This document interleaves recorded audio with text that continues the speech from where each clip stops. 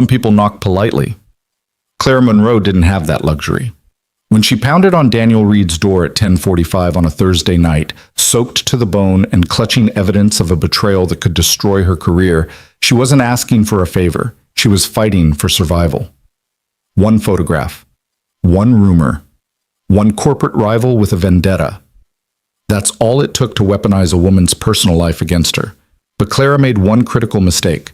She underestimated the quiet single father next door. She thought Daniel Reed was safe, invisible, controllable. She had no idea what he was capable of protecting. Before we dive into this story, if you're enjoying it, please hit that like button and drop a comment telling me what city you're watching from.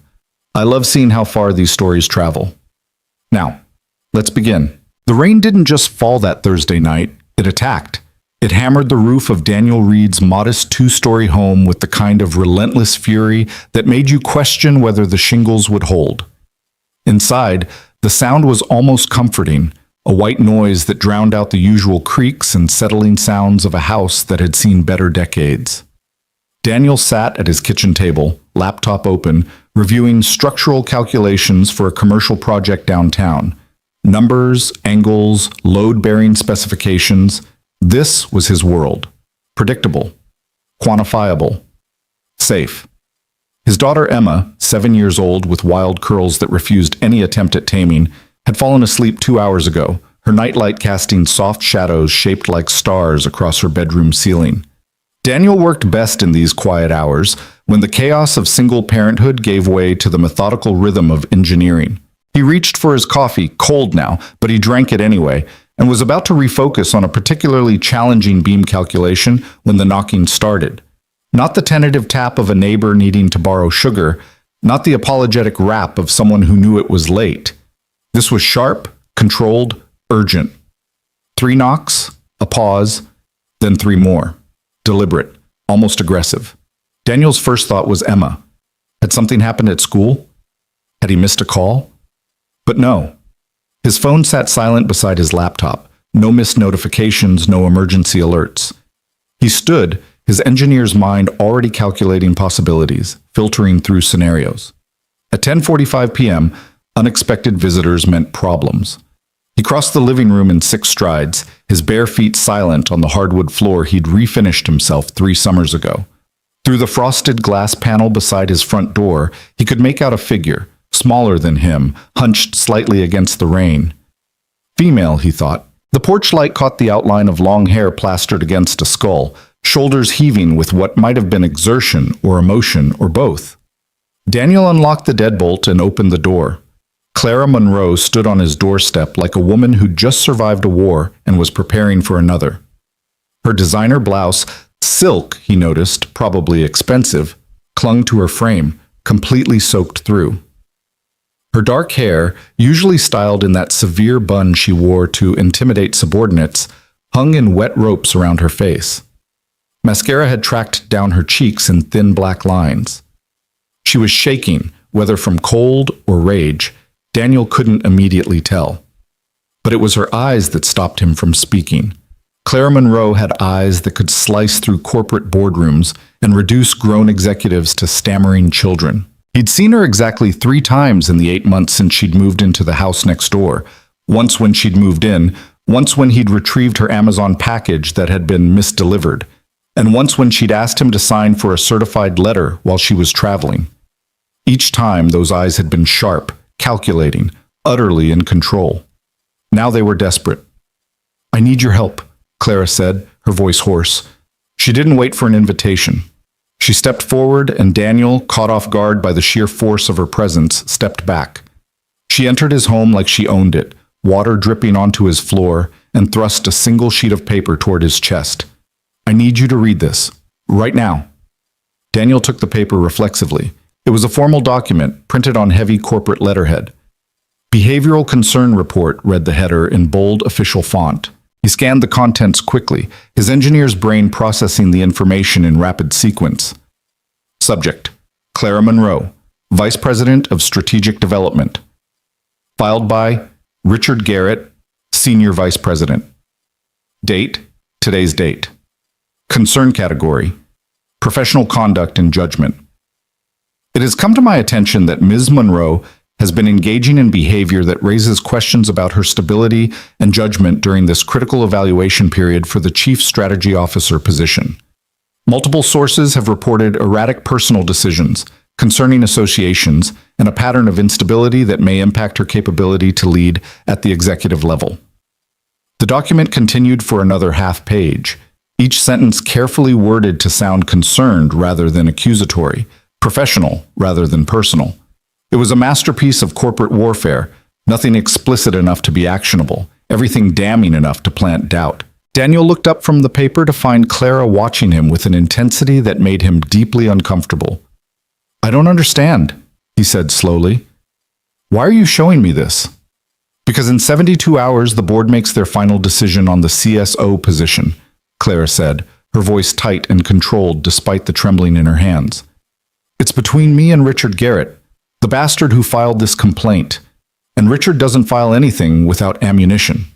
She pulled out her phone, tapped the screen 3 times with fingers that shook slightly, and turned it toward Daniel. The image was grainy, clearly taken from a distance with a telephoto lens, but unmistakable. Clara entering a downtown hotel bar at night, alone. The timestamp read 11:47 p.m., 2 weeks ago. "That's the Meridian." Daniel recognized the brass fixtures in the background. So I was meeting a client," Clara said, her jaw tight. "A perfectly legitimate business dinner that ran late. But look at how it's framed. Look at the angle. Look at what they're implying without saying it." She swiped to another photo. This one showed her leaving the same hotel, slightly blurred, her jacket over her arm. Alone again, but the timestamp, 1:23 a.m., told a story that truth might not overcome. "Richard's been building a narrative," Clara continued, her voice dropping to something cold and dangerous. "The unstable executive. The woman who can't be trusted with the top position because her personal life is chaos. He doesn't need facts, he needs implications. Whispers. Reasonable doubt in the minds of the board members." Daniel handed her phone back carefully. "That's horrible, but I still don't understand what this has to do with me." Clara's laugh was bitter, sharp enough to cut. "The board's annual gala is Saturday night. It's the final social evaluation before the decision. Every executive will be there with their spouse, their partner, their perfectly curated +1 that demonstrates stability, judgment, and appropriate life choices." Understanding began to dawn, cold and uncomfortable. "Clara, I need a date," she said bluntly. "Someone respectable, someone above reproach, someone who makes me look stable and settled and completely incapable of the mess Richard is trying to paint me as." "Absolutely not. Daniel, I have a daughter sleeping upstairs," Daniel said firmly, keeping his voice low but unmovable. "I don't get involved in corporate politics. I don't do fake relationships. And I definitely don't let strangers drag me into whatever war you're fighting with your colleague." "You're not a stranger," Clara countered. "You're my neighbor.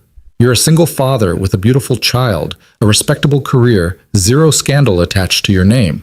You're exactly the kind of person who makes someone like me look like I make good decisions." The bluntness was almost refreshing in its honesty, even as it made Daniel's skin crawl. "So I'm a prop." "You're a solution," Clara corrected. She stepped closer, and Daniel caught the faint scent of expensive perfume mixed with rain and desperation. "I've spent 15 years building my career. 15 years of 80-hour weeks, of sacrificing relationships and sleep and any semblance of a personal life. I've earned this position. Richard wants it because he thinks he's entitled to it, and he's willing to destroy my reputation to get it." "Then fight him with the truth," Daniel said. "Expose his tactics. Go to HR, go to the board directly." "The truth is boring," Clara interrupted. "The truth is a woman who works too hard and doesn't have time for a social life. The truth is hotel bars where I meet clients and late nights at the office, and a perfectly legitimate but incredibly lonely existence. But the lie?" She gestured with her phone. "The lie is sexy. It's scandalous. It's a story the board members can tell themselves to justify promoting Richard instead. Well, we just had concerns about Clara's judgment, you understand." Daniel wanted to refuse again. Wanted to close the door on this woman and her corporate warfare and go back to his structural calculations where problems had clear solutions and ethics weren't situational. But something in Clara's eyes stopped him. Not the desperation, but something underneath it. Something that looked like the same exhaustion he saw in his own mirror every morning. Even if I wanted to help, he said carefully, I wouldn't know the first thing about these corporate events. I'd probably make it worse. You wouldn't. Clara's intensity softened slightly, just a fraction. You're exactly what I need. You're an engineer, stable, logical, respectable. You're a single parent, responsible, caring, absolutely not the kind of man who'd be involved with someone unstable. You're my neighbor, which gives us a built-in, believable story. We've been quietly seeing each other, nothing scandalous, just two professionals who connected. You've thought this through. I've thought about nothing else since Richard filed this complaint 8 hours ago. Daniel ran his hand through his hair, a gesture Emma always said made him look like he was trying to rub thoughts directly into his brain. Saturday is in 2 days. I know. I'd need to arrange childcare. I can pay. I don't want your money, Daniel said sharply. Clara's mouth closed. If, and this is a massive if, I agreed to help you, it wouldn't be transactional. It would be because... He trailed off, searching for the right words. Because I know what it's like when the system is rigged against you, when people make assumptions based on circumstances rather than character. Clara's expression shifted, curiosity mixing with the desperation. What happened? Not relevant, Daniel said, deflecting. His own history wasn't up for discussion, especially not at 11 o'clock at night with a near stranger in his living room. But I need you to understand something. I have one absolute priority in my life, and she's asleep upstairs. Anything that risks her stability, her security, her happiness, that's a non-starter. If your corporate war spills over into my home, if Emma gets caught in any fallout, I'm out immediately. No negotiation. I would never... You can't promise that, Daniel interrupted. You don't control Richard or his tactics. You don't control what the board believes or what gossip spreads. All you can promise is that you'll do everything possible to keep my daughter out of it. Can you promise that? Clara held his gaze for a long moment. When she spoke, her voice was quieter than before, almost vulnerable. Yes, I promise. Daniel studied her, this powerful executive standing in his living room dripping on his floor, and made a decision he suspected he'd regret. Okay, I'll help you, on one condition. Hope flashed across Clara's face. Anything. If I'm going to do this, if I'm going to walk into a room full of corporate executives and sell them on the idea that we're together, we practice first. Here. Tonight. Clara blinked. Practice? You said it yourself. You need me to be convincing, to make you look stable and settled and like you make good decisions. But I'm an engineer who spends his evenings reviewing load calculations and his weekends at Emma's soccer games. I don't do galas, I don't do corporate theater, and I definitely don't know how to be someone's fake boyfriend. Understanding dawned on Clara's face, followed by something that might have been embarrassment. You want to rehearse. I want to not humiliate both of us in front of your entire company, Daniel corrected, which means we need to look like we actually know each other, like we're comfortable together, like this isn't the most awkward arrangement in the history of professional networking. Clara's laugh was unexpected, genuine, and slightly hysterical. This is insane. Completely, Daniel agreed. But you knocked on my door, so here we are. Do you want my help or not? Clara looked at him for a long moment, and Daniel wondered what she saw. Not the polished executive she was used to commanding, certainly. Probably just a tired single dad in worn jeans and a faded university t-shirt, standing in a house that was clean but cluttered with the evidence of active parenting. Emma's art projects on the fridge, her backpack by the stairs, her sneakers kicked off near the door. Okay, Clara said finally. How do we start? Daniel glanced at the antique clock on his mantel, 11:03 p.m. Emma wouldn't wake before 7, which gave them hours if they needed it, though something told him this was going to be a very long night regardless. First, he said, you should probably change.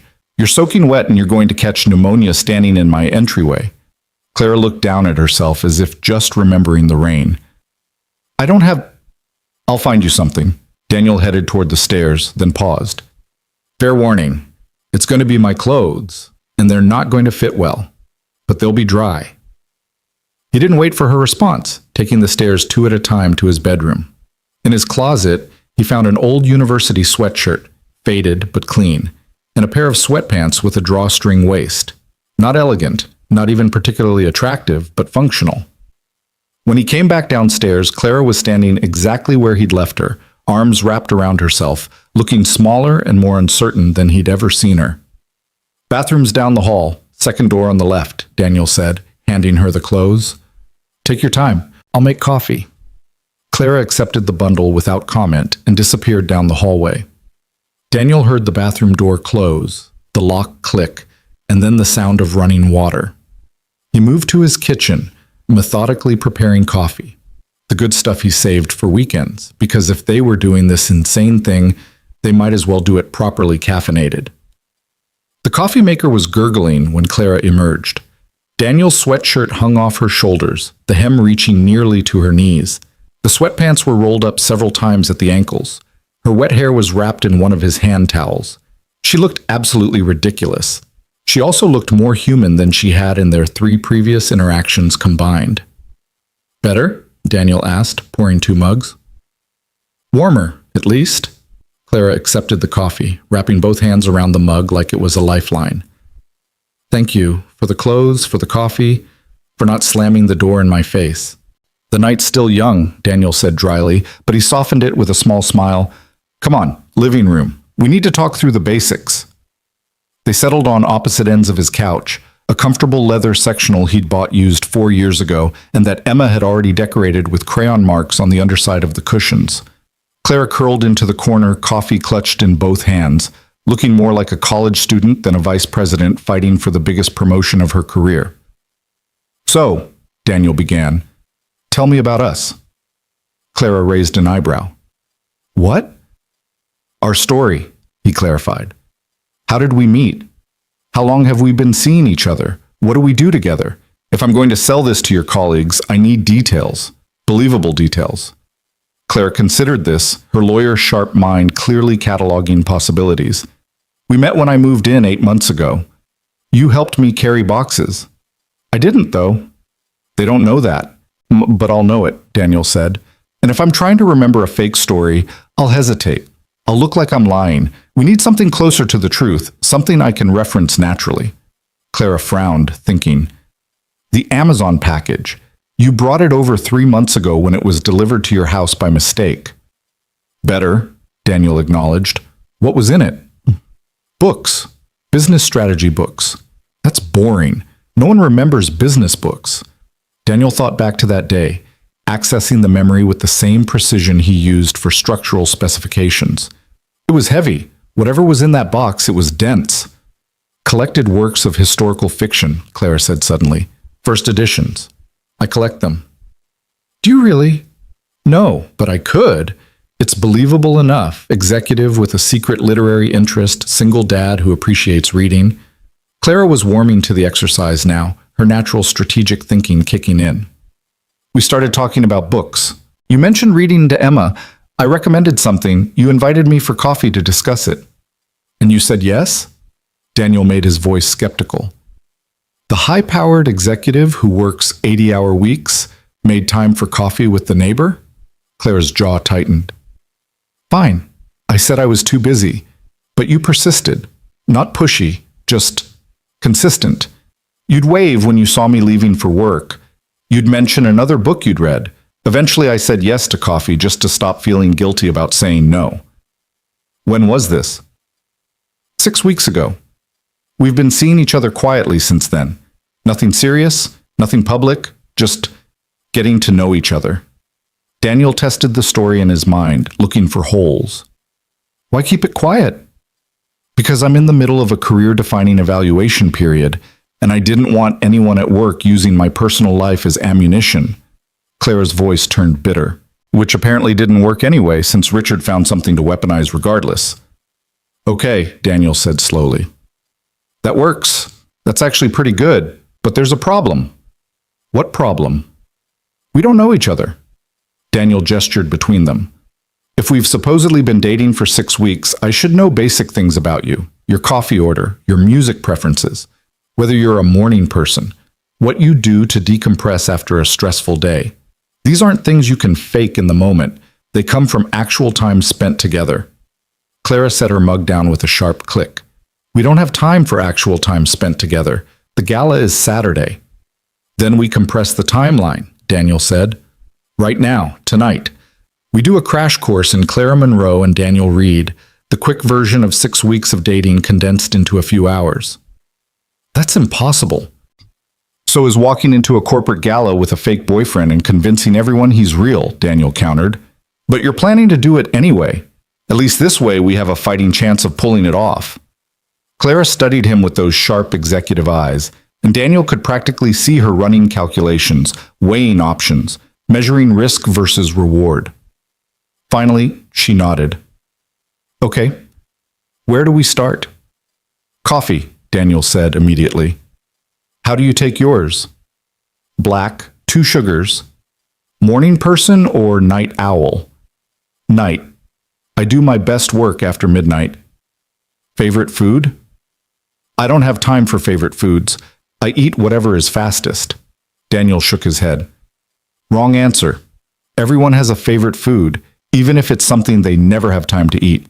If I'm your boyfriend, I'd know what you order when you finally do take time for a meal. Claire's expression shifted, something defensive cracking just slightly. Thai food. There's a place near my office that does this incredible panang curry. I probably order from there twice a week. Better, Daniel said. Spice level? Medium. Hot enough to be interesting, not so hot I can't taste anything else. Favorite book? Clara hesitated.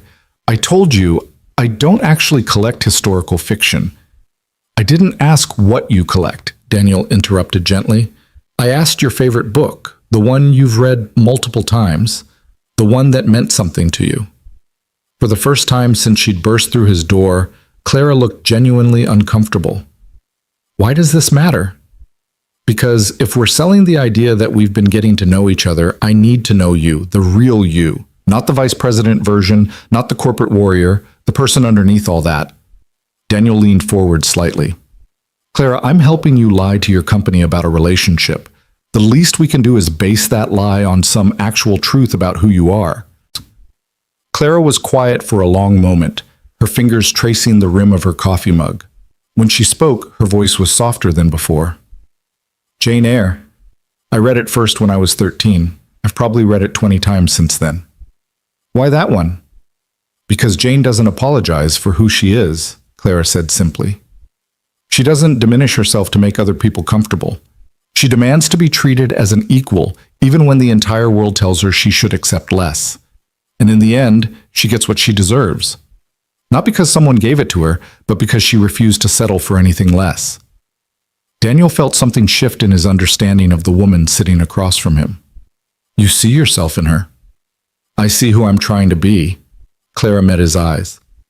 Every day I walk into that office, I'm surrounded by men who think I should be grateful for the opportunity to compete for a position they believe should be theirs by default.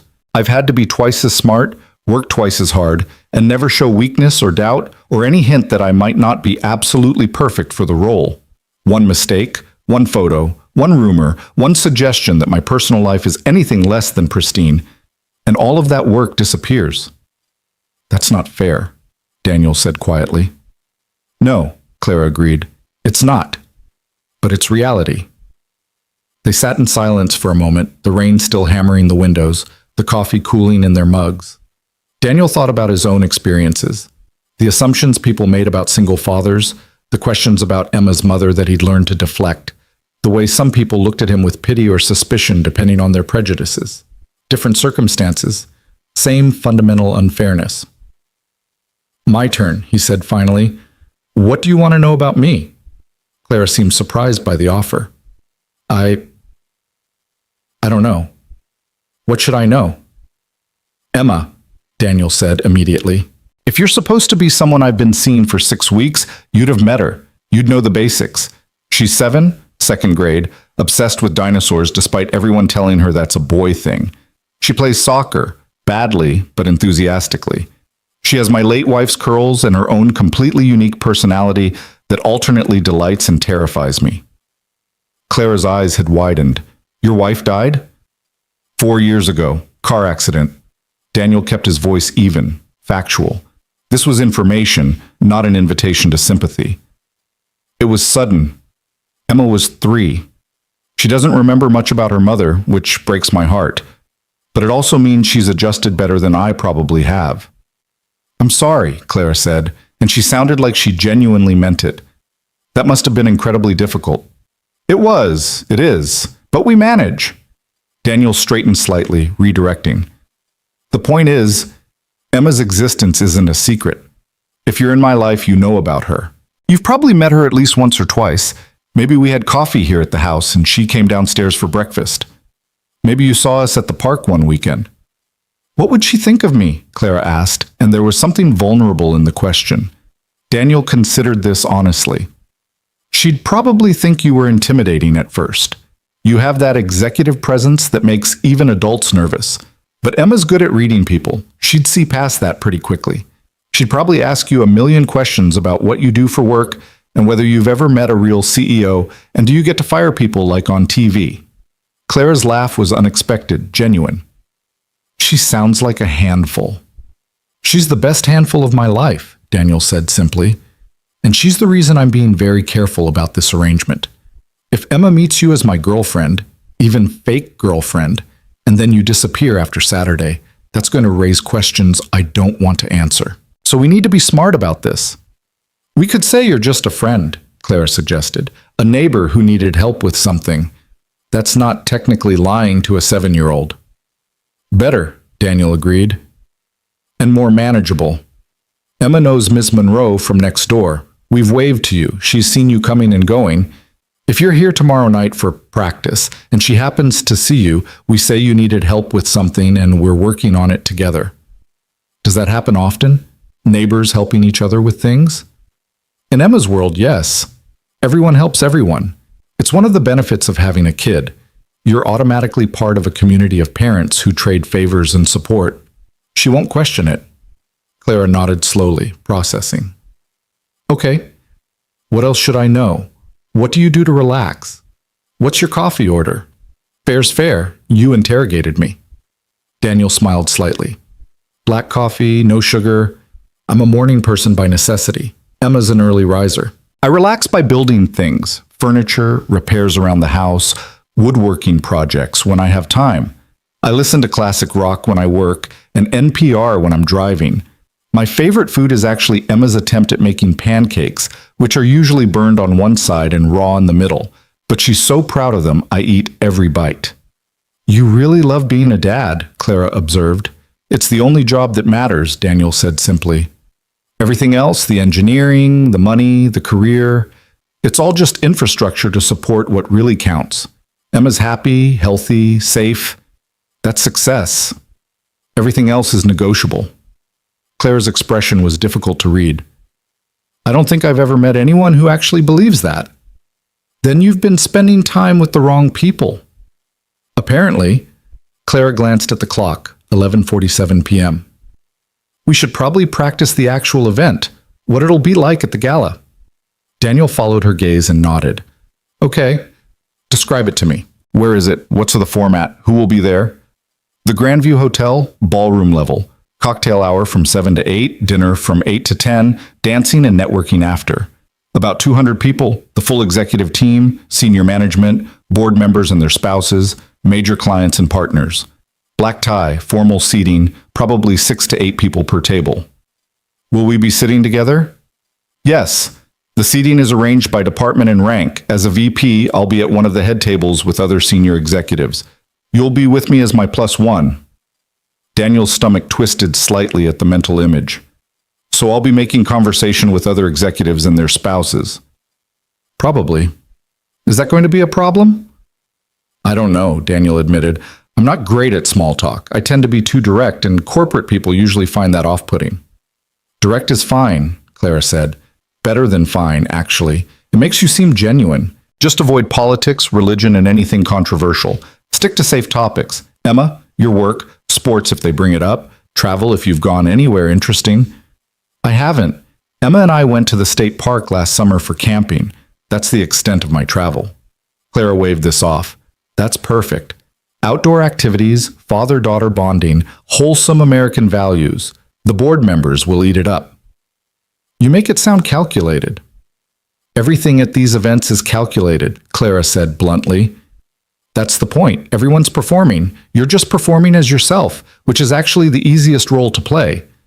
Daniel wasn't sure he agreed, but he let it go. What about physical contact? If we're supposed to be dating, people will expect us to be comfortable with each other. Hand-holding, maybe. Standing close. Clara's posture shifted, subtle but noticeable. Right, yes, that makes sense. You're uncomfortable, Daniel observed. I'm not, Clara started, then stopped. Maybe a little. I don't do casual physical affection. It's not part of my normal interactions. Even in relationships? Clara's laugh was brittle. I don't really have those either. My last actual relationship ended 3 years ago because he got tired of being the least important thing in my life. Since then, it's been work, just work. Daniel understood loneliness. He'd been living in it for 4 years, ever since Sarah died. But his loneliness was circumstantial, forced by tragedy. Clara's sounded chosen, strategic, a sacrifice made in service of ambition. Okay, he said gently. Then we need to practice that too. Being comfortable with each other physically. Because if you flinch every time I touch your hand, people will notice. Clara nodded stiffly. How do we do that? Start simple. Daniel stood, offering his hand. Stand up. Clara set down her mug and took his hand, her palm cold despite the warm coffee. She stood, and they were suddenly much closer than they'd been all evening, less than 2 feet apart, near enough that Daniel could see the flecks of gold in her dark eyes. This is weird, Clara said. Extremely, Daniel agreed, but necessary. Okay, put your hand on my arm, like we're walking together. Clara's hand settled on his forearm with the tentative precision of someone defusing a bomb. Her fingers were still cold. Relax, Daniel said. We're supposed to look like we enjoy being near each other, not like I'm escorting you to an execution. Sorry. Clara's grip loosened slightly. This is harder than I thought. Because you're thinking of me as a stranger, Daniel said. Try thinking of me as, I don't know, a colleague you actually like, someone you're comfortable with. I don't really have colleagues I like, Clara admitted. Then think of me as a friend. I don't have many of those either. Daniel pulled back slightly, studying her. Clara, when was the last time you spent time with someone just because you wanted to? Not for networking, not for work, not for strategy. Just because being around them made you happy? Clara opened her mouth, closed it, then opened it again. I honestly can't remember. The admission hung in the air between them, sad and honest and somehow damning. Daniel felt a surge of something that might have been pity or empathy or both. Okay, he said quietly. New approach. Close your eyes. What? Close your eyes, trust me. Clara looked skeptical, but after a moment she complied. Her eyelashes were longer than he'd realized, dark against her cheeks. Now, Daniel said softly, forget about the gala. Forget about Richard and the board and the promotion. Just focus on right now, this moment. We're 2 people standing in a living room at midnight, and neither of us has anywhere else we need to be. There's no performance, no agenda, just presence. He felt Clara's breathing slow, her shoulders dropping slightly. The tension in her hand eased. Better, Daniel murmured. Now imagine that we actually are friends. That we've had those 6 weeks of coffee and conversation and getting to know each other. Imagine that you trust me, that you feel safe here. I barely know you, Clara whispered. But you came to me for help, Daniel countered. Some part of you already trusts me. Find that part. Build on it. Clara was quiet for a long moment. Then, slowly her grip on his arm shifted from mechanical to almost natural. Her body angled slightly toward his instead of maintaining rigid distance. Good, Daniel said. You can open your eyes.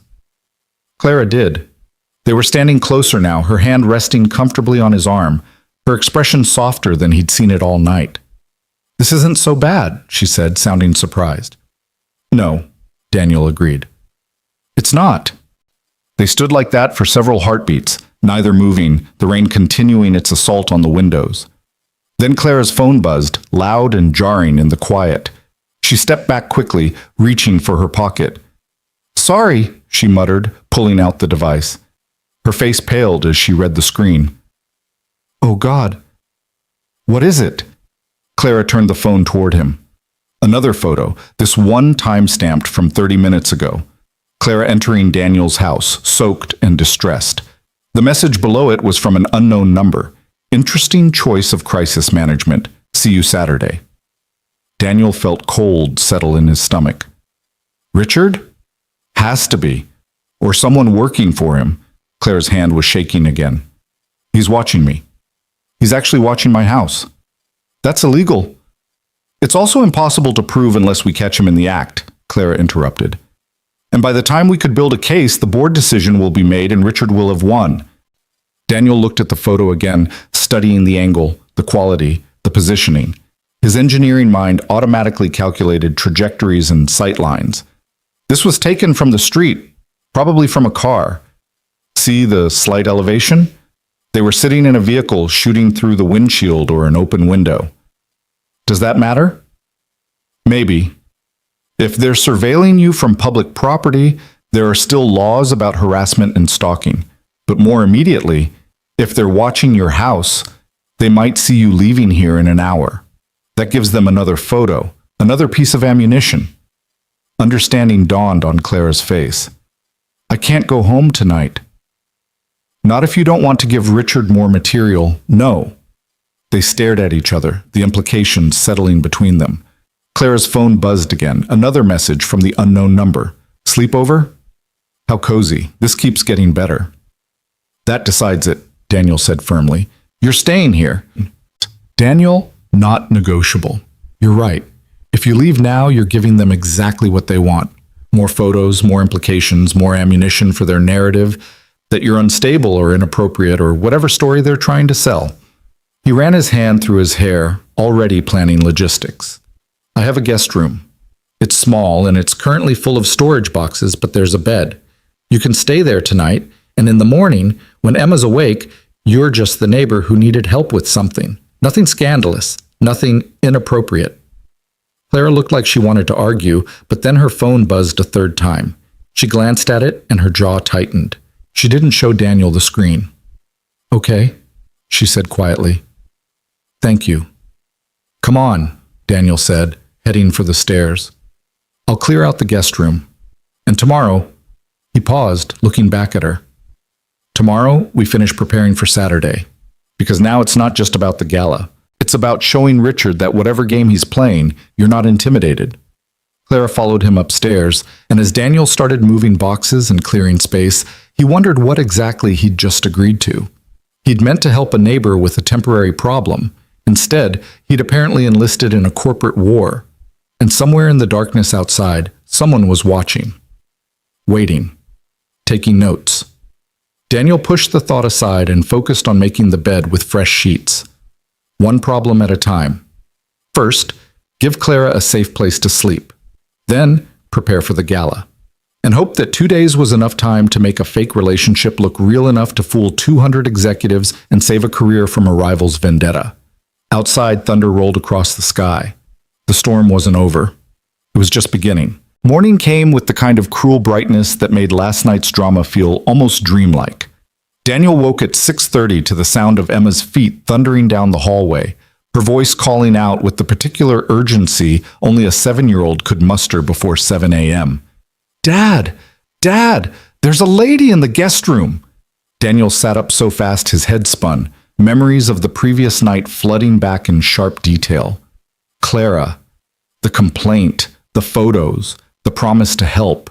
He'd been so focused on clearing the guest room and getting Clara settled that he'd completely forgotten to prepare Emma for the possibility of a morning encounter. Emma, wait! He called, but she was already at his bedroom door, eyes wide with the kind of delighted curiosity that meant questions were inevitable and numerous. Who is she? Why is she here? Is she your girlfriend? Does this mean we're getting a mom? Slow down, Daniel said, swinging his legs out of bed and reaching for the t-shirt he'd draped over his chair. Come here, let me explain. Emma bounced onto his bed with the energy of someone who'd slept soundly and was ready to interrogate. Daniel sat beside her, choosing his words carefully. Lying to his daughter wasn't an option, but the full truth was too complicated for a second grader. That's Miss Monroe from next door, he said, She had a problem last night and needed help, so she stayed in the guest room, that's all. What kind of problem? Grown-up work stuff. Nothing for you to worry about. Emma's expression suggested she was unconvinced, but willing to accept the explanation for now. Can I meet her? Maybe later. Right now, let's let her sleep, okay? She had a rough night. Daniel stood, guiding Emma toward the door. How about you get dressed for school, and I'll make pancakes? Can I make them? Daniel thought of Clara potentially emerging to find his kitchen covered in batter and eggshells. How about we make them together? They compromised on Emma cracking the eggs while Daniel handled the actual cooking, a system that minimized mess while maximizing her sense of participation. They were halfway through their second batch when Clara appeared in the doorway, still wearing Daniel's sweatshirt and looking distinctly uncomfortable. Emma spotted her first. Hi, you're the lady from the guest room. Emma, Daniel warned gently, but Clara surprised him by smiling, small and tentative, but genuine. Hi, Clara said. You must be Emma. I'm Clara. I know, you live next door. I've seen you leaving for work. You wear really fancy clothes and really tall shoes. Emma studied Clara with the blunt assessment children excelled at. Why are you wearing Dad's sweatshirt? Because my clothes got wet in the rain last night, Clara explained, moving further into the kitchen with careful steps, like she wasn't sure if she was welcome. Your dad was kind enough to let me borrow something dry. Oh. Emma processed this, then brightened. Do you want pancakes? Dad's making them, but I helped crack the eggs. Only one got shells in it this time. That's very impressive, Clara said seriously, and Daniel caught the hint of genuine interest in her voice. I would love some pancakes. Thank you. They ate breakfast in the kind of awkward domesticity that shouldn't have worked but somehow did. Emma dominated the conversation, asking Clara about her job in that relentless way children had of cutting through professional polish to get to interesting details. Clara answered carefully at first, then with increasing ease until she was explaining corporate strategy using Emma's dinosaur toys as visual aids. So the T-Rex is the CEO, Emma said, moving her favorite toy to the center of the table. And all these other dinosaurs work for him? Exactly. And my job is to help the T-Rex figure out the best way to lead all the other dinosaurs so everyone succeeds. What if the T-Rex is mean? Clara's smile was sharp. Then you find a better T-Rex. Daniel watched this exchange while washing dishes, struck by how natural Clara looked sitting at his kitchen table in oversized sweats, debating corporate hierarchy with a second grader. It was such a stark contrast to the desperate executive who'd pounded on his door 12 hours ago that he almost couldn't reconcile them as the same person.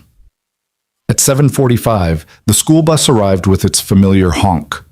Emma grabbed her backpack, hugged Daniel goodbye, then surprised both adults by hugging Clara too. Bye, Ms. Monroe. I hope your work problem gets fixed. Me too, Clara said softly, and there was something in her expression, vulnerability, maybe, or gratitude, that made Daniel's chest tighten. The door closed behind Emma, and suddenly the house felt very quiet. Clara stood in the entryway, arms wrapped around herself, looking lost.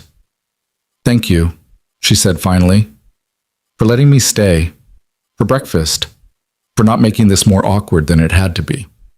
Emma has that effect, Daniel said. She makes everything simpler just by being herself. She's wonderful. You're lucky. I know. Daniel gestured toward the living room. We should talk about tonight. Clara followed him, settling back into her corner of the couch while Daniel took his usual spot. In daylight, with coffee and the normalcy of morning routine behind them, the previous night's intensity felt slightly absurd. But then Clara pulled out her phone and showed him 3 more messages that had arrived overnight, each with a photo. Clara's car in his driveway, lights on in his guest room, her silhouette visible through the curtains. He's relentless, Daniel said, anger building in his chest. This is harassment. This is corporate warfare, Clara corrected, and I can't prove Richard's behind it. The number's blocked, the photos could be from anyone, and even if I could trace them, all it proves is that someone took pictures from a public street. Not illegal, just creepy. So what do? We stick to the plan. Saturday night, we show up together, we're convincing, and we give the board absolutely no reason to question my judgment or stability. Clara's voice was steady, controlled, the executive armor back in place. Which means we need to continue what we started last night. We need to actually know each other well enough to sell this. Daniel checked his watch. 8:15. He had a client call at 9 and project reviews in the afternoon, but his evening was clear. I can do tonight, 6 o'clock? That gives me time to finish work and get Emma settled with dinner. 6 works. Clara stood, already pulling out her phone to check messages. I should go home, change, get to the office. I have meetings all day.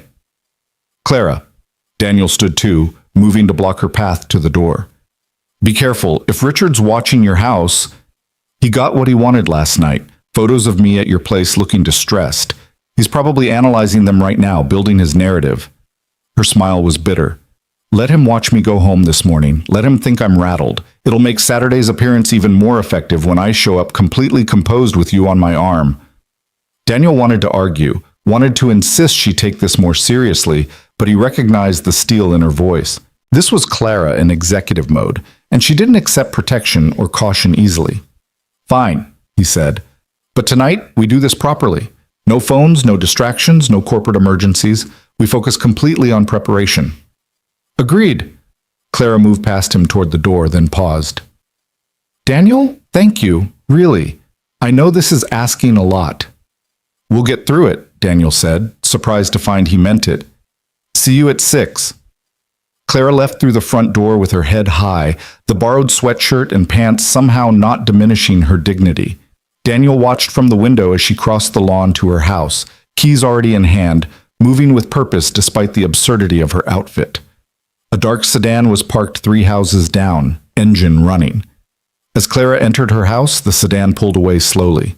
Daniel memorized the license plate automatically, his engineer's brain cataloging details even as his gut churned with unease. This was bigger than he'd anticipated, more dangerous. And somehow, he'd put himself directly in the middle of it. The day crawled by with agonizing slowness. Daniel forced himself through client calls and technical reviews, but his mind kept drifting to Clara, to the photos, to the growing certainty that Richard Garrett wasn't just playing dirty. He was playing to win at any cost. At 3:30, Daniel picked Emma up from school and brought her to Mrs. Patterson next door, a retired teacher who watched Emma occasionally when Daniel needed evening work time. Emma went willingly, especially when she learned Mrs. Patterson had just baked cookies. Will the lady from breakfast be coming back? Emma asked as Daniel was leaving. Ms. Monroe? Maybe. We're working on her problem together. I like her, Emma announced. She explained things good, and she didn't talk to me like I was a baby. Well, Daniel corrected automatically. Well, what? She explained things well, not good. Emma rolled her eyes with the dramatic flair she'd recently perfected. Whatever, can she come to my soccer game tomorrow? Daniel felt his stomach drop. He'd completely forgotten about Emma's game. Sweetie, Miss Monroe is very busy with work. But if she's your friend, friends come to soccer games. That's the rule. There was no arguing with 7-year-old logic, especially when it was technically correct. I'll ask her. No promises. He made it home by 5:45 and used the remaining 15 minutes to straighten the living room and make fresh coffee. At exactly 6 o'clock, there was a knock on his door. Controlled, professional, nothing like last night's desperate pounding. Clara stood on his doorstep transformed. Gone was the bedraggled executive in borrowed clothes.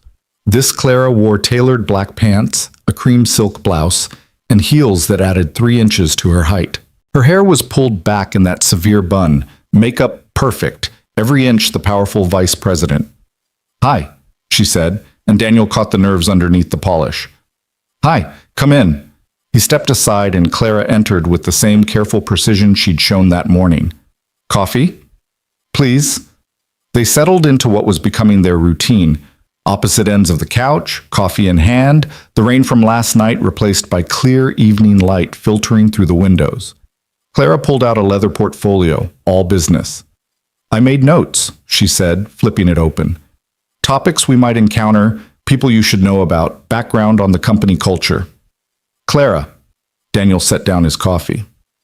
Put the portfolio away. She looked up, startled. What? Why? Because you're doing the thing again. What thing? The executive thing, the performance, the armor. Daniel leaned forward slightly. You're treating this like a business presentation. But Saturday night, I'm not your colleague or your employee. I'm supposed to be someone you care about, someone who sees past all this. He gestured at her outfit, her portfolio, her perfect composure. Clara's jaw tightened. This is who I am. No, Daniel said gently. This is who you have to be at work. It's not who you were this morning, sitting at my kitchen table explaining corporate structure to my daughter using dinosaur toys. That was real. That was you. That was inappropriate.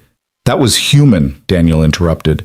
And that's what we need Saturday, not the vice president, the person underneath. Because that's who I would actually date. That's who I would actually care about. Clara stared at him for a long moment, conflict warring across her features. Then, slowly, she closed the portfolio and set it aside. I don't know how to do this without the armor. Then we practiced taking it off, piece by piece. Daniel stood, offering his hand. Starting now. Come here. Clara took his hand hesitantly and let him pull her to her feet. They stood facing each other close enough that Daniel could smell her perfume, something expensive and subtle that probably cost more than his monthly grocery budget. Okay, he said. We're at the gala. Cocktail hour just ended, dinner's about to start.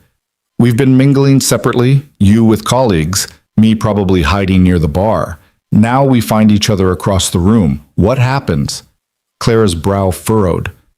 I come over to you? Show me. She took a step back, then forward again, her movement stiff and uncertain. Daniel shook his head. You're walking like you're approaching a business meeting. Try again.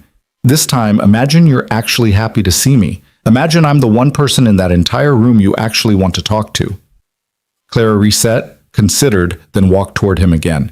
This time, there was a slight softening in her expression, a barely perceptible relaxation in her shoulders. Better, Daniel said. But you're still thinking too much. Here, let's try something different. Close your eyes. Again with the closing eyes? It worked last night. Trust the process. Daniel waited until Clara complied. Now, imagine the gala, but instead of focusing on the board members and Richard and the promotion, focus on the sensory details. What does the room smell like? Clara was quiet for a moment. Expensive perfume, candles, whatever's being served for dinner. What do you hear? Conversation, clinking glasses, maybe music. They usually hire a string quartet for these things. Good. Now imagine you've been making small talk for an hour. You're tired of performing, tired of being watched, tired of measuring every word. Then you see me across the room. What do you feel? Clara's expression shifted, subtle but noticeable. Relief. Why? Because you're the only person there who doesn't want anything from me, who isn't judging whether I'm good enough for the promotion or calculating what my presence means for their own career. You're just there, safe. Perfect. Daniel's voice was soft. Hold on to that feeling. Now open your eyes and walk toward me like I'm that relief, like I'm the safe place in a room full of performance. Clara opened her eyes and moved toward Daniel, and this time it was completely different. Her stride was still confident, but there was warmth in it now, genuine pleasure in her expression. When she reached him, she didn't stop at a professional distance. She stepped close, natural, like it was the most normal thing in the world. Much better, Daniel said, and he meant it. That's what we need. That's real. That actually felt real, Clara admitted, sounding surprised. Because you stopped performing and started feeling. Emotion first, action second. That's what sells authenticity. Daniel took her hand, lacing their fingers together experimentally. How does this feel? Weird, Clara said honestly, but less weird than last night. We'll keep practicing until it's not weird at all. Daniel guided her hand to rest on his chest, right over his heart. Saturday night, when we're standing together, this is going to be natural, comfortable. Not something you have to think about. Clara's palm was warm through his shirt, her breathing slightly uneven. What if I can't do it? What if I freeze up or say something wrong or... Then I'll be there, Daniel said simply. That's the whole point. You're not doing this alone. When you're uncertain, you look at me. When you need a moment to breathe, I give you an out. I suggest we get drinks or step outside for air or dance. We're a team. I'm not good at teams. You were good with Emma this morning. Clara's smile was small but genuine. Emma's easy. She doesn't have ulterior motives. Neither do I, Daniel reminded her. I'm helping you because it's the right thing to do. Because the system is rigged against you and someone should be on your side. That's it. No hidden agenda. Why? The question came out raw, vulnerable. Why are you really doing this? You barely know me. You have nothing to gain and potentially a lot to lose if this goes wrong. So why? Daniel considered the question seriously. 4 years ago, when Sarah died, everyone had opinions about how I should grieve, about whether I could handle raising Emma alone, about whether I should move or change jobs or find someone new quickly so Emma would have a mother figure. Everyone thought they knew what was best for my life better than I did. He paused, memories surfacing that he usually kept locked away. There was one person, a family court judge actually, who questioned whether I should have full custody. Said single fathers couldn't provide the same stability as a traditional family structure. Said Emma would be better off with Sarah's parents, who could give her a 2-parent household. Clara's intake of breath was sharp. What happened? I fought. I provided evidence of my capabilities, my financial stability, my support system. I documented every way I was meeting Emma's needs, and eventually the judge backed down. But I've never forgotten what it felt like to have someone with power make assumptions about my character based on circumstances rather than facts. Understanding dawned in Clara's eyes. Richard's doing the same thing to me. Exactly. He's weaponizing your personal life, or lack thereof, to undermine your professional capabilities, and that's garbage. You've earned this promotion. You shouldn't have to defend your relationship status to get what you've worked for. Daniel squeezed her hand gently. So that's why I'm helping, because I've been where you are, and I know how much it matters to have someone in your corner. Clara was quiet for a long moment, her eyes suspiciously bright. Thank you, she said finally, voice thick. That means more than you know. You're welcome. Now, shall we continue? They spent the next 2 hours practicing scenarios. Daniel played the role of various board members, asking intrusive questions about their relationship. Clara practiced deflecting with grace while maintaining warmth. They rehearsed walking together, standing together, the casual touches that would signal comfort and familiarity. Daniel taught her how to read his cues. A gentle pressure on her back meant, let's move. A squeeze of her hand meant, you're doing great. Stepping slightly in front of her meant, I'll handle this. By 8:30, they'd fallen into an easy rhythm. Clara had kicked off her heels and was curled into the corner of the couch, laughing at Daniel's impression of what he imagined pompous board members sounded like. You're terrible at this, she said, still laughing. Nobody actually talks like that. You'd be surprised. I once had a client who introduced himself by listing his degrees and professional credentials like they were his entire personality. I'm Daniel Reed, structural engineer, might as well have been, I'm boring and compensating. Clara's laugh was full and genuine, the sound filling Daniel's living room in a way that felt right. Okay, fair point. Corporate culture does produce some impressive specimens of self-importance. Speaking of which, Daniel said, his tone shifting to more serious, tell me about Richard. Not the professional rivalry, the person. What drives him? What's his weakness? Clara's expression sobered. Richard's a legacy hire. His father was on the board for 20 years before retiring. Richard grew up believing the executive suite was his birthright. He's competent enough, smart, strategic, good with clients, but he's never had to fight for anything. Everything's always been handed to him. So, seeing you compete for a position he thinks should be his drives him insane, Clara finished, especially because I'm better at it than he is. The numbers don't lie. My division outperforms his consistently. My client retention rates are higher. My team's satisfaction scores are better. On paper, I'm the obvious choice for CSO. But Richard has relationships, history, the comfort of familiarity. Most of the board has known him since he was a kid. They golf together, their families vacation together, they move in the same social circles. I'm the outsider, brilliant credentials, proven track record, but not one of them. Clara's voice was flat, resigned. That's why the personal stuff matters so much. It's the only arena where Richard has an advantage. If he can make me seem unstable or inappropriate, it gives the board the excuse they're looking for to choose him despite my superior performance. That's incredibly unfair. Welcome to corporate America. Well, and Clara's smile was bitter. The playing field's never been level. You just get good at navigating the obstacles. A comfortable silence settled between them, broken only by the ticking of the antique clock on Daniel's mantel. Outside, the evening had deepened to full darkness, streetlights casting warm pools on the sidewalk. "Can I ask you something personal?" Clara said suddenly. "Given that you slept in my guest room and borrowed my clothes, I think we're past formal boundaries." Clara's smile was quick. "Fair. I was wondering, how did you and Sarah meet?" Daniel felt the familiar tightness in his chest that always came with talking about his late wife, but it was gentler than usual. "College. She was pre-med, I was engineering. We met in a physics class. She needed help with the math, I needed help understanding anything biological. We formed a study group. Then it became coffee after study sessions. Then it became dinner. Then it became everything." She sounds wonderful. She was. Brilliant, driven, fiercely compassionate. She wanted to be a pediatric surgeon. She would have been incredible at it. Daniel paused, the old grief familiar but no longer overwhelming. The night she died, she was coming home from a late shift at the hospital where she was doing her residency. Wrong place, wrong time. Drunk driver ran a red light. "I'm so sorry."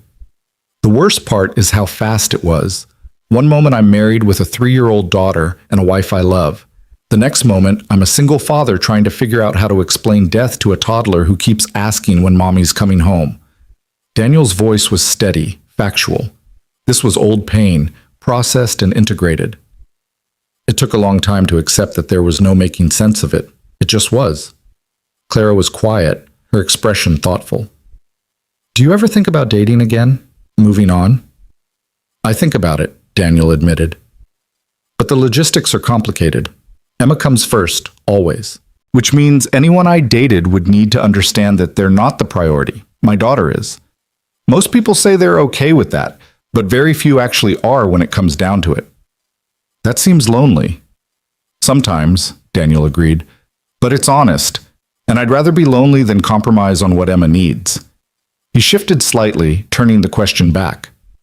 "What about you? You said your last relationship ended 3 years ago. Have you thought about trying again?" "Honestly, no. I learned a long time ago that my career and relationships don't coexist well. I'm too focused, too driven, too willing to sacrifice everything else for professional success. That's not fair to another person." Claire's voice was matter-of-fact. "So I chose. Career won." "Do you ever regret it?" Clara considered this seriously. "Sometimes I wonder what I've missed. The intimacy, the partnership, the comfort of having someone who's just yours. But then I think about what I've accomplished, the impact I've made, the position I've earned. And mostly, I think I made the right choice for who I am." "Mostly?" "There are moments, usually late at night, usually when I'm exhausted from another 16-hour day, when I wonder if I've built an impressive career but forgotten to build a life." Clara's smile was self-deprecating. Hence the complete absence of anyone to bring to a corporate gala, necessitating recruitment of my neighbor. "I'm glad you recruited me," Daniel said, surprising himself with how much he meant it. "This is the most interesting thing that's happened to me in years. Your life must be very boring, spectacularly so, which is how I like it." Daniel glanced at the clock, 9:45. "We should probably wrap up soon. Emma will be home by 10:30, and you have work tomorrow." Clara nodded, reaching for her shoes. Then she paused, her phone buzzing insistently. She pulled it out, her expression hardening as she read the screen. "What is it?" Daniel asked. Clara turned the phone toward him. Another photo. This one showing them through Daniel's living room window. Clara on the couch, Daniel nearby, the image intimate and damning despite its innocence. The message was brief. "Nice rehearsal. Looking forward to the real performance Saturday." Daniel felt rage flood through him, cold and sharp. "That's it. We're calling the police." "And telling them what? Someone took photos from a public street? That's not illegal, Daniel." "Harassment is illegal. Stalking is illegal." both of which require proof of repeated behavior with malicious intent, and proof that I've asked them to stop. I have neither. Claire's voice was tight with frustration. Richard's too smart to leave evidence. The number's blocked, the photos are taken legally, and I can't prove he's behind them without launching an investigation that would take weeks. So we just let him keep doing this? No, Clara said, standing abruptly. We beat him at his own game. We show up Saturday looking so convincing, so stable, so absolutely perfect together that every photo he's taken, every rumor he's tried to start, every implication he's made looks like desperate mudslinging. We take his ammunition and we make it useless.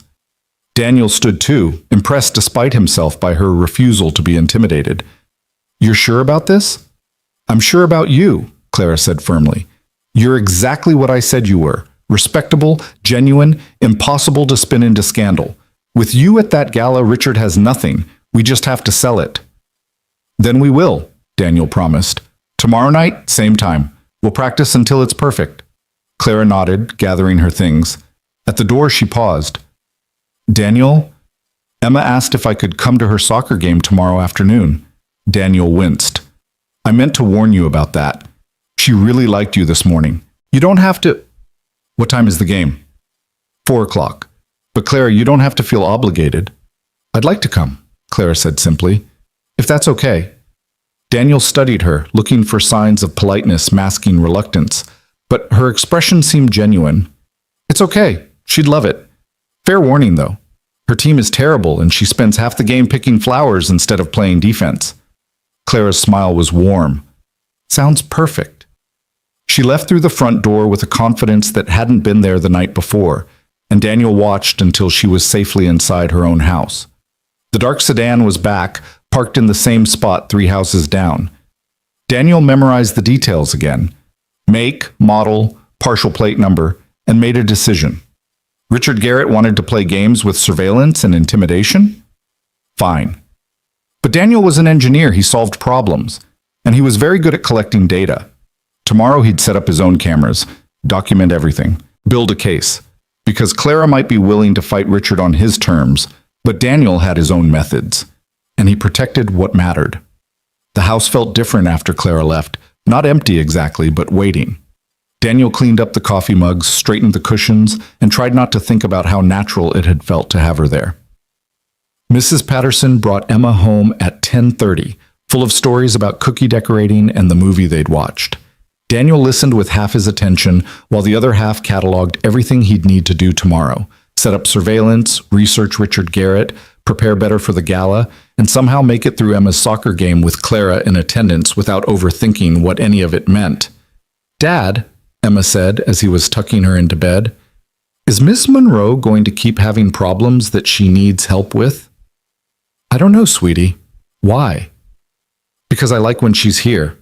The house feels less quiet. Daniel's chest tightened. What do you mean? It's not bad quiet, Emma clarified quickly. Just quiet, like when it's just us. But when she was here this morning, it felt more full, like when Uncle Mike visits, except different. Different how? Emma thought about this seriously. Warmer. Daniel kissed her forehead, not trusting his voice. Get some sleep, monkey. Big game tomorrow. And Miss Monroe's coming? She said she'd try. Good. Emma snuggled into her blankets, already half asleep. I think she needs friends. She seems lonely like you get sometimes. Out of the mouths of children. Daniel turned off her light and headed downstairs, Emma's observation echoing in his mind. Clara did seem lonely, but then so was he.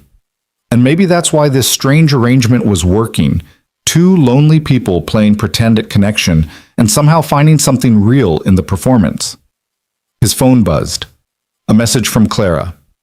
Thank you for today and tonight. See you tomorrow at the game? Daniel typed back. We'll save you a seat. Fair warning, bring earplugs. Soccer parents are intense. Clara's response was immediate. I handle corporate executives daily. How bad can youth sports parents possibly be? Daniel smiled. She had no idea. He checked the locks, turned off the lights, and headed upstairs to bed. Through his bedroom window, he could see Clara's house next door, lights still on in what he assumed was her home office. Working late, as always. Driven and focused, and apparently willing to sacrifice everything for success. Except she'd said yes to Emma's game. That meant something. Daniel wasn't sure what yet, but it meant something. Outside, in the darkness, the sedan started its engine and pulled away. Daniel noted the time automatically, 11:43 p.m. Evidence. Data.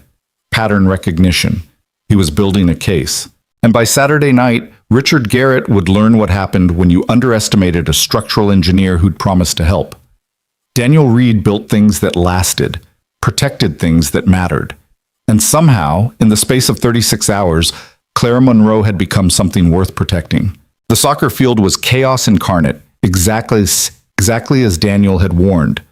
17 second graders in mismatched uniforms chased a ball with the strategic coordination of caffeinated squirrels, while parents shouted encouragement that ranged from supportive to borderline unhinged.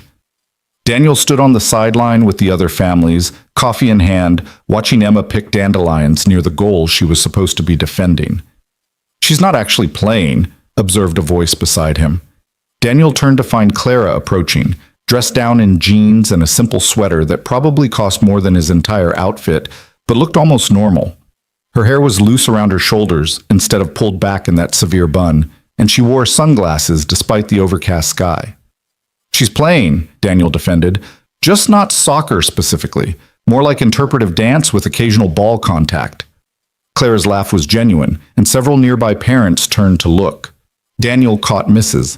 Chen from 3 houses down doing a double take, clearly recognizing Clara from the neighborhood, but surprised to see her at a kid's soccer game. "You made it," Daniel said, surprised by how pleased he felt. "I said I would." Clara lowered her sunglasses slightly, and Daniel caught the dark circles beneath her eyes. "Though I'll admit, I almost bailed. I had a board meeting this morning that went longer than expected." "How bad?" Richard brought up the CSO decision timeline, suggested the board needed to be absolutely certain about candidate stability before making such a critical appointment. Clara's voice was tight. "He didn't mention my name specifically, but everyone knew exactly who he meant." Daniel's jaw clenched. "What did you say?" "Nothing." I smiled, thanked him for his concern about the company's future leadership, and suggested we all focus on our current responsibilities rather than speculating about positions we don't yet hold. Clara's smile was sharp. Professional, composed, completely unrattled. Exactly what he didn't want. "Good." Daniel gestured toward the bleachers. "Come on. We've got about 30 minutes of game left, and Emma will be devastated if she doesn't see you here." They climbed to the second row, close enough to see the action, but far enough back to avoid the most intense parents. As they sat, Daniel felt Clara stiffen slightly beside him. He followed her gaze to find Mrs. Chen whispering to another mother, both women glancing in their direction with undisguised curiosity. "Relax," Daniel murmured. "They're just surprised to see you. It'll blow over." "I don't do neighborhood gossip well," Clara admitted. "I usually avoid it by never actually being around to participate." "Well, you're here now. Might as well commit." Daniel raised his voice slightly, addressing Mrs. Chen directly. "Hi, Susan. This is Clara Monroe, my neighbor from 2 houses down. She's helping me understand what's actually happening in this game, since I still can't figure out the offside rule." Mrs. Chen's expression shifted from suspicious to friendly with practiced ease. "Oh, there's no offside in youth soccer. Too complicated. They just kind of swarm." "That explains so much," Clara said, and her tone was so perfectly calibrated between humor and genuine interest that Daniel felt a flash of admiration. This was Clara in executive mode, reading the room, adjusting her approach, making people comfortable while maintaining control. On the field, Emma suddenly noticed them. Her face lit up with delight, and she waved enthusiastically, completely abandoning her defensive position to run toward the sideline. "Miss Monroe, you came!" "Emma," Daniel called, "you're supposed to be playing." "I am playing. I'm playing and saying hi." Emma turned back to the field just as the opposing team scored their 3rd goal of the half. The coach, a patient father named Mike, who volunteered more out of necessity than expertise, sighed deeply. Clara leaned closer to Daniel. "Is it always like this?" "This is actually pretty organized compared to some games. Last week, one kid started crying because a bee looked at him. and another decided mid-game that she needed to demonstrate her cartwheel skills for 20 minutes. I had no idea youth sports were this entertainingly chaotic. It's the best kind of chaos, Daniel said, and he meant it. No pressure, no real stakes, just kids learning teamwork and getting exercise. Win or lose, they all get juice boxes and feel like champions. Clara watched the field with an expression Daniel couldn't quite read. That must be nice. Everything I did as a kid was high stakes. Piano competitions, academic decathlons, debate tournaments. My parents believed in excellence or nothing.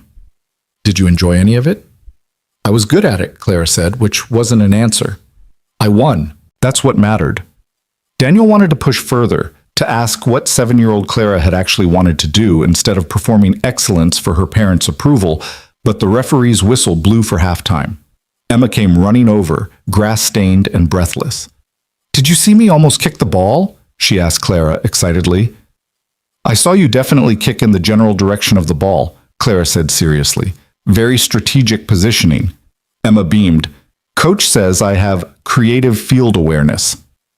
That's code for she's not paying attention, Daniel translated, but he was smiling. Good effort, monkey. Keep it up. Emma grabbed a juice box from the cooler and plopped down on the grass near their feet, chattering about the game's highlights with the kind of detailed enthusiasm that suggested she'd been playing an entirely different sport than everyone else had been watching. Clara listened attentively, asking questions that indicated genuine interest rather than polite obligation. Daniel's phone buzzed. A text from an unknown number. Cute family moment. Very domestic. Shame it's all performance. He angled the phone away from Clara, not wanting to ruin the surprisingly pleasant afternoon, but she caught the movement. What is it? Nothing. Just work. Clara's expression said she didn't believe him, but Emma's presence prevented further discussion. The second half started, equally chaotic as the first, and ended with Emma's team losing 4-1 but celebrating like they'd won the championship. Emma ran over, sweaty and grinning, and surprised everyone by hugging Clara goodbye. Thanks for coming. Will you come to the next game too? Clara glanced at Daniel, uncertain. He gave a small shrug. Her call. If I can, Clara said carefully. I'll try. Okay. Emma accepted this with the easy optimism of childhood and ran off to join her teammates for the post-game snack distribution. Daniel and Clara walked toward the parking lot in comfortable silence. When they reached their cars, Clara paused. Thank you for inviting me. That was actually nice. You sound surprised. I am, a little. I can't remember the last time I did something just for fun. No agenda, no networking, just showing up because someone asked. Clara's smile was soft. Emma's wonderful, by the way. You're doing an amazing job with her. Most days I feel like I'm barely keeping my head above water, Daniel admitted. But she's happy, so I must be doing something right. Clara's phone rang, the tone sharp and professional. She glanced at the screen and her expression hardened. I have to take this. Work emergency. Go. I'll see you tonight, 6 o'clock? I'll be there. Clara answered her phone, voice shifting instantly to crisp executive mode. Clara Monroe. Yes, I've reviewed the quarterly projections. Daniel watched her pace toward her car, phone pressed to her ear, and wondered if she even realized how completely she transformed when work called. The woman who'd been laughing at chaotic soccer turned back into the vice president fighting for survival, just like that. His phone buzzed again. Another photo. This one showing Clara hugging Emma on the sideline. The message was poison. Getting the kid involved now? Desperate move. Board won't like exploitation of minors for image management. Daniel's blood went cold. They were twisting everything, making something innocent look calculated and manipulative. He took a screenshot, added it to the folder he'd been building, and made a decision. Tonight, after their practice session, he was going to tell Clara everything, show her all the messages, all the photos, all the evidence he'd been collecting, because this had escalated beyond corporate gamesmanship into something darker, and she deserved to know exactly what they were dealing with. Emma ran over, interrupting his thoughts. Ready to go, Dad? Ready. How about ice cream on the way home? Yes. Can we invite Miss Monroe? Daniel glanced toward Clara, still on her phone, clearly deep in crisis management. Not this time, monkey. She's got work stuff. But maybe another time. Emma accepted this with minimal protest, and they headed home for ice cream and the normal rhythms of weekend parenting. But Daniel's mind was already on tonight, on Clara, on the growing certainty that Richard Garrett wasn't just fighting dirty, he was fighting without limits. And that made him dangerous in ways Daniel was only beginning to understand. 6 o'clock arrived with the weight of everything unspoken. Clara knocked precisely on time, and when Daniel opened the door, he immediately knew something was wrong. Her makeup was perfect, her outfit impeccable, but her eyes were red-rimmed and her hands shook slightly as she gripped her portfolio. "Clara, we need to talk," she said, brushing past him into the living room. "Before we practice anything else, you need to see this." She pulled out her phone and thrust it toward him. Daniel took it, bracing himself for another harassing message. But what he saw made his stomach drop. It was an internal company email, forwarded from an anonymous source. The subject line read, "Concerns regarding VP Monroe's judgment and candidate suitability." The body of the email was a masterpiece of corporate assassination, carefully worded implications about Clara's recent erratic behavior, questionable personal associations, and potential instability during this critical evaluation period. Attached were the photos. Clara entering Daniel's house that first rainy night, leaving the next morning in borrowed clothes, at Emma's soccer game. But it was the final paragraph that made Daniel's hands clench into fists. Of particular concern is Ms. Monroe's apparent manipulation of a neighbor's child to craft a false narrative of domestic stability. Using a 7-year-old as a prop in image management raises serious questions about judgment and ethical boundaries. The board should carefully consider whether someone willing to exploit a child for professional gain demonstrates the character required for executive leadership. "This went to the entire executive team," Clara said, her voice hollow. "And the board. Richard sent it 2 hours ago."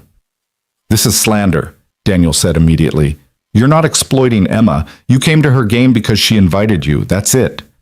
Try proving that to 200 executives who've now seen photos and a narrative that makes perfect sense if you don't know the truth." Clara sank onto the couch, all the fight seeming to drain out of her. "It's over. Even if I show up at the gala tomorrow with you, this email has already poisoned the well. They'll see us together and think exactly what Richard wants them to think, that I'm so desperate for the promotion, I've manufactured an entire fake relationship and dragged an innocent child into it." Daniel sat beside her, his mind racing through possibilities and solutions with the same systematic approach he used for structural problems. "We expose him. We show the board the messages he's been sending, the photos he's been taking. We prove this is a coordinated harassment campaign." "With what evidence? The number's blocked. The photos were taken from public property. I can't prove Richard sent anything." Clara's laugh was bitter. "He's too smart for that. He's probably got 3 layers of deniability. Someone else sent the email, someone else took the photos. He's just a concerned colleague raising legitimate questions about a competitor's fitness for leadership. Then we go over his head. We contact the board directly. We explain." "Explain what, Daniel?" Clara's voice rose, frustration breaking through. "That I'm so incapable of maintaining a normal personal life that I had to recruit my neighbor to pretend to be my boyfriend? That everything Richard's implying is essentially true, just with better intentions? That won't help. It'll just confirm I'm exactly what he says I am, someone with such poor judgment that I thought this plan would actually work." The silence that followed was heavy with defeat. Daniel watched Clara bury her face in her hands, shoulders shaking slightly, and felt rage build in his chest, not at her, but at the entire corrupt system that had brought them to this point. "No," he said firmly. Clara looked up. "What?" "No, I'm not accepting this. We're not giving up." Daniel stood, pacing the length of his living room with building momentum. "Richard wants you to fold. He wants you to withdraw from consideration, to make his path to CSO easy and uncomplicated. That's why he's escalating. He's trying to break you before tomorrow night. He's succeeding. Only if you let him." Daniel stopped pacing, crouching in front of Clara so they were eye level. "Listen to me. You are brilliant, qualified, and you've earned this position 10 times over. Richard is a mediocre executive coasting on family connections and willing to destroy someone's reputation because he can't compete on merit. So yes, he's got the advantage right now. He's got the narrative, the board's attention, and the appearance of legitimacy. but he doesn't have the truth. The truth doesn't matter if no one believes it. Then we make them believe it, Daniel said intensely. We don't just show up at that gala as a fake couple going through the motions. We show up and we're so genuine, so obviously comfortable with each other, so clearly not performing, that every word in Richard's email looks like exactly what it is, desperate slander from someone who knows he's losing. Clara stared at him, something flickering in her expression. How?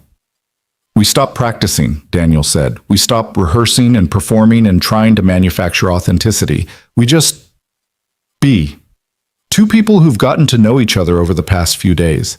Two people who actually like spending time together. Because that's the truth, isn't it? Clara's breath caught. Daniel, I'm not saying we're actually dating, Daniel clarified quickly. I'm saying we're friends, real friends. And friendship, genuine connection, that's something you can't fake. That's what we show them tomorrow night. Not a performance, just us. I don't know if I can do that, Clara whispered. I've been performing for so long, I don't know how to just be anymore.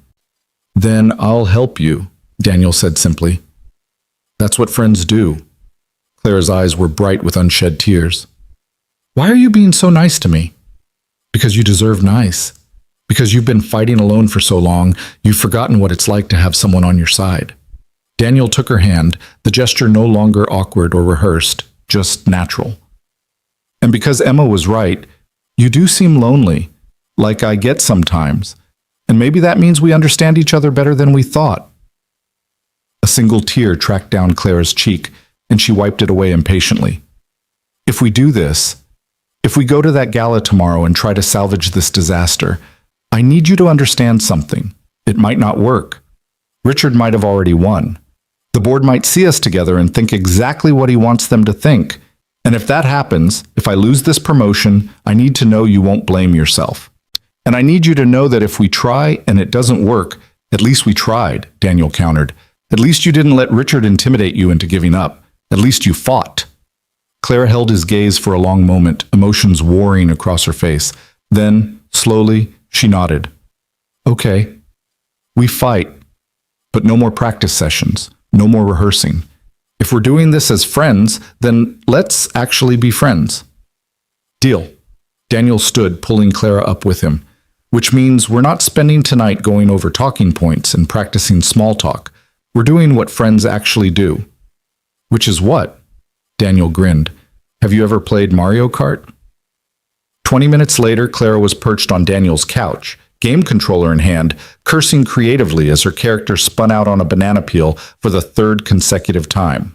Emma, who'd been allowed to stay up late as a special treat, was coaching her with the kind of patient condescension only a 7-year-old could muster. No, Ms. Monroe, you have to drift around the corners, like this. I am drifting. The stupid turtle shell keeps hitting me. That's because Dad's really good at targeting. You gotta dodge better. Daniel, comfortably in first place, glanced over at Clara's fierce concentration and felt something warm settle in his chest. This was Clara without armor, competitive, frustrated, laughing despite herself when Emma's character accidentally launched off a ramp and into the ocean. This game is rigged, Clara declared as the race ended with her in 8th place. It's rigged against people who don't understand the mechanics, Daniel corrected, grinning. Want to try again? Absolutely. I refuse to lose to a 7-year-old and her smug father. They played for another hour, the atmosphere light and easy in a way that made the previous tension feel distant. Emma eventually fell asleep against Clara's side, and Clara looked down at her with an expression so tender it made Daniel's throat tight. She's really something special, Clara murmured, carefully adjusting Emma without waking her. She is, Daniel agreed, and for what it's worth, she really likes you. That hug at the soccer game, that was genuine. She doesn't do that with people she's just being polite to. I like her too, Clara said softly. And I'm sorry Richard dragged her into his narrative. That was never supposed to happen.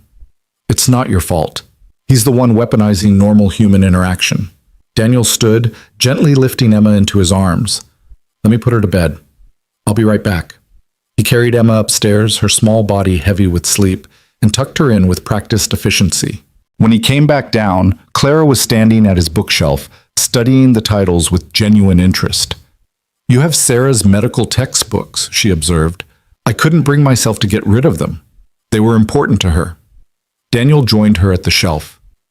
Sometimes I pull one out and try to read it, like maybe understanding what she studied will help me understand the parts of her I never got to know. It's stupid. It's not stupid. It's love. Claire's finger traced the spine of a particularly worn anatomy text. My parents threw out everything when they downsized last year. Told me if I wanted it, I should have made space for it. I lost my entire childhood because I didn't have room in my apartment. What would you have kept? If you could choose one thing? Clara was quiet for a moment. There was this snow globe my grandmother gave me. Nothing fancy, just a little glass dome with a miniature Victorian house inside. When you shook it, the snow would fall and make everything look peaceful and perfect.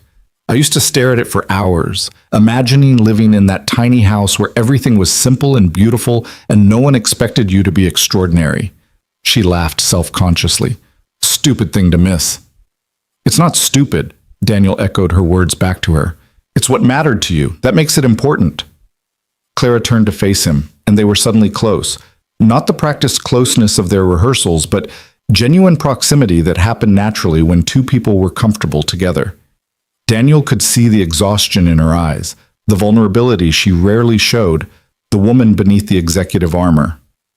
Thank you, Clara said quietly, for tonight, for reminding me what it feels like to just exist without performing. I'd forgotten. Anytime, Daniel said, and meant it. That's what friends do. Clara's phone buzzed, shattering the moment. She pulled it out, her expression immediately hardening as she read the screen. It's my assistant. There's been another development. What kind of development? Clara's hands were shaking as she pulled up an email. Richards filed a formal ethics complaint with HR.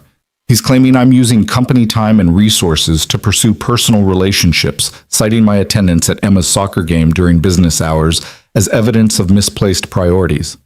You took an afternoon off. That's allowed. Not when you're a VP under evaluation for promotion. Every action gets scrutinized. Clara's voice was flat, defeated. He's building a comprehensive case. Every photo, every interaction, every moment I've spent away from work, he's twisting it into evidence of poor judgment and divided focus. Daniel felt the rage that had been simmering all evening finally boil over. That's enough. We're going to the police. This is harassment, Clara. It's stalking. It's corporate warfare, and it's technically legal, Clara interrupted. The photos are from public places. The ethics complaint is a legitimate use of HR processes. The email to the board was marked as confidential internal communication. Richard hasn't broken any laws. He's just an extraordinarily effective bastard. Then we fight back with our own complaint. We document his pattern of behavior. With what evidence? Clara's voice rose. Every message came from blocked numbers. Every photo could have been taken by anyone. I have no proof Richard's behind any of it, and any accusation I make without proof just makes me look desperate and vindictive. She pressed her palms against her eyes. I should never have involved you in this. I should never have thought we could outmaneuver him. He's been playing this game his entire life, and I was naive enough to think a few days of practice would be enough to beat him. Stop, Daniel said firmly. Stop spiraling. Stop accepting defeat before we've even tried. Daniel, it's over. It's not over until you say it's over, Daniel interrupted. And the Clara Monroe I've gotten to know over the past 3 days doesn't quit. She fights. Even when the system's rigged, even when the odds are impossible, she fights because that's who she is. Clara let out a choked laugh. You barely know me. I know enough. I know you're brilliant and driven and so scared of showing weakness that you've built walls so high you can barely see over them yourself. I know you choose work over everything else because achieving is safer than connecting. I know you came to my door in the rain because despite all that armor, some part of you still believes in justice and fairness and the possibility that someone might help without wanting something in return. Daniel stepped closer, his voice gentle but unwavering. And I know that tomorrow night you're going to walk into that gala with your head high and show everyone exactly why you deserve that promotion, because you've earned it, and because I'll be right there beside you. Clara's composure finally cracked. Tears spilled over, and she covered her face with her hands, shoulders shaking with silent sobs. Daniel did what felt natural. He pulled her into his arms and held her while she cried. She stiffened at first, unused to comfort, but then she melted into him, her fingers clutching his shirt like an anchor.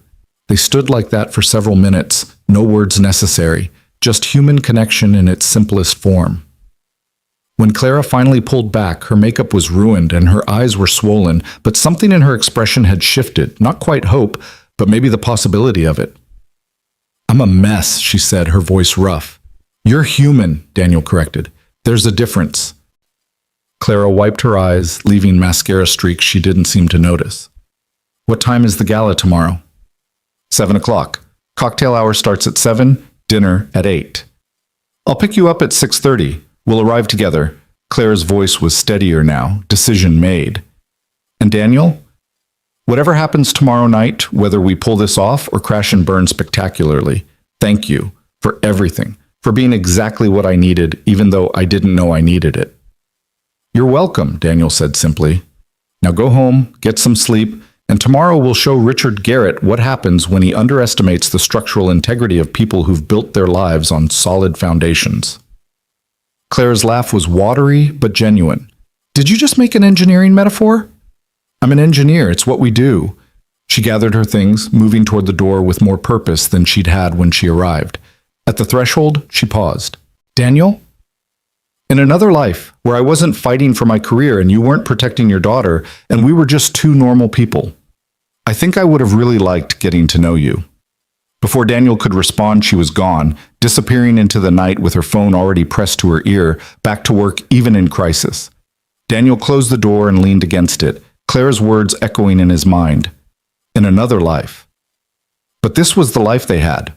Complicated, messy, full of corporate warfare and fake relationships, and a gala that would determine far more than just a promotion. Daniel climbed the stairs, checked on Emma one final time, and lay in bed staring at the ceiling. Tomorrow would be extraordinary or catastrophic, possibly both. But whatever happened, he'd meant what he said. He'd be right there beside Clara. Because that's what friends did. And somewhere in the chaos of the past 3 days, they'd become exactly that. Friends. Maybe even something more, though neither of them was ready to name it yet. Outside, the dark sedan made its final pass of the evening, camera lens glinting in the streetlight. Tomorrow's performance would have an audience. The only question was whether they'd be watching a triumph or a disaster. Saturday arrived with the kind of brilliant sunshine that felt like mockery. Daniel woke at dawn, his mind already racing through contingencies and worst-case scenarios with the methodical precision of someone who'd spent years calculating stress loads and failure points. The gala was 12 hours away, and every instinct he had was screaming that they were walking into a trap. He made coffee, strong and black, and sat at his kitchen table reviewing everything one final time. The folder he'd compiled over the past 3 days sat open before him. Screenshots of messages, photos of the surveillance sedan, timestamps and license plate numbers, a comprehensive documentation of Richard Garrett's harassment campaign. It was thorough, detailed, and ultimately useless without proof of who was behind it. Emma padded downstairs at 7, still in her pajamas, rubbing sleep from her eyes. "Is today the fancy party?" "It is," Daniel confirmed, pulling her onto his lap. "Which means Mrs. Patterson is coming over tonight to stay with you. I'll probably be home late." "Is Miss Monroe going to the party too?" "She is. We're going together." Emma studied him with that unnerving perception children sometimes had. "Are you nervous?" "A little," Daniel admitted, because lying to Emma had never been his style. "It's a big important party for Miss Monroe's work. I want to make sure everything goes well for her." "You will," Emma said with absolute certainty. "You're really good at helping people. That's what you do." The simple faith in her voice made Daniel's chest tight. He hugged her close, breathing in the scent of her strawberry shampoo, and hoped desperately that her confidence wasn't misplaced. The day crawled by with agonizing slowness. Daniel tried to distract himself with household projects, fixing the leaky faucet in the guest bathroom, organizing Emma's overflowing art supplies, anything to keep his hands busy and his mind occupied. But every time his phone buzzed, his heart jumped, expecting news of some new crisis or escalation. At 2 o'clock, Claire called. Her voice was strained, professional edges fraying. I need to talk to you. Can I come over? Of course. Are you okay? Just come over, please. She arrived 10 minutes later, her car pulling into his driveway with the kind of aggressive speed that indicated barely controlled panic. Daniel opened the door before she could knock, and the look on her face confirmed his worst fears. What happened? Clara pushed past him into the living room, her movements jerky and agitated. Richard went to the board this morning, private meeting, just him and 3 senior members. He presented what he's calling additional concerns about my candidacy. What kind of concerns? Everything. The photos, the ethics complaint, a detailed timeline of my erratic behavior over the past week. But that's not the worst part. Claire's hands were shaking as she pulled up an email on her phone. Look at this. Daniel took the phone and read. It was an internal memo from the board, marked confidential but somehow forwarded to Clara by an anonymous source. The subject line made his blood run cold. Recommendation for CSO position. Decision required. The body of the email was brief and devastating. Based on recent concerns about candidate stability and judgment, the board was recommending postponing the CSO decision until a more thorough evaluation could be conducted. The current timeline, announcement at tonight's gala, was no longer advisable. Richard Garrett would assume interim CSO responsibilities pending final evaluation. They're giving it to him, Clara said, her voice hollow. Not officially, not yet, but interim positions always become permanent. By the time their thorough evaluation is complete, Richard will have already been acting CSO for months. The decision will be fait accompli. Daniel read the email again, his engineer's mind automatically analyzing the language, the implications, the careful legal phrasing that gave the board maximum flexibility while minimizing liability. This isn't official yet. It's a recommendation, not a final decision. It might as well be final. 3 board members signed off on it, including the chairman. The vote tonight was supposed to be a formality. I had the position locked. But Richard's campaign worked. He convinced them I'm too unstable, too risky, too compromised by personal drama to be trusted with executive leadership. Clara sank onto the couch, all the fight seeming to drain out of her. It's over, Daniel. Even if we go to that gala tonight and give the performance of our lives, this decision's already been made. Then we don't perform, Daniel said, a plan beginning to form in his mind with the same structural clarity he brought to architectural problems. We tell the truth. Clara laughed bitterly. The truth that I recruited my neighbor to be my fake boyfriend because I was so desperate to appear stable? That'll really inspire confidence. No. The truth about Richard's harassment. The truth about his surveillance and intimidation tactics. The truth about what he's willing to do to eliminate competition. Daniel grabbed his folder from the kitchen table and brought it to Clara. I've been documenting everything, every message, every photo, every instance of stalking and harassment. It's all here. Clara flipped through the folder, her expression shifting from despair to cautious hope to renewed frustration. This is impressive, but it still doesn't prove Richard's behind it. The messages are from blocked numbers. The photos could be from anyone. Without concrete proof linking this to Richard, it's just more evidence of me being targeted, which actually supports his narrative that I'm too controversial to promote. Then we force his hand, Daniel said, his voice taking on an edge Clara had never heard before. We make him reveal himself. How? Daniel's mind was racing now, calculations and contingencies falling into place with satisfying precision. Tonight at the gala, we don't just show up as a convincing couple. We announce our relationship publicly. We control the narrative before Richard can twist it.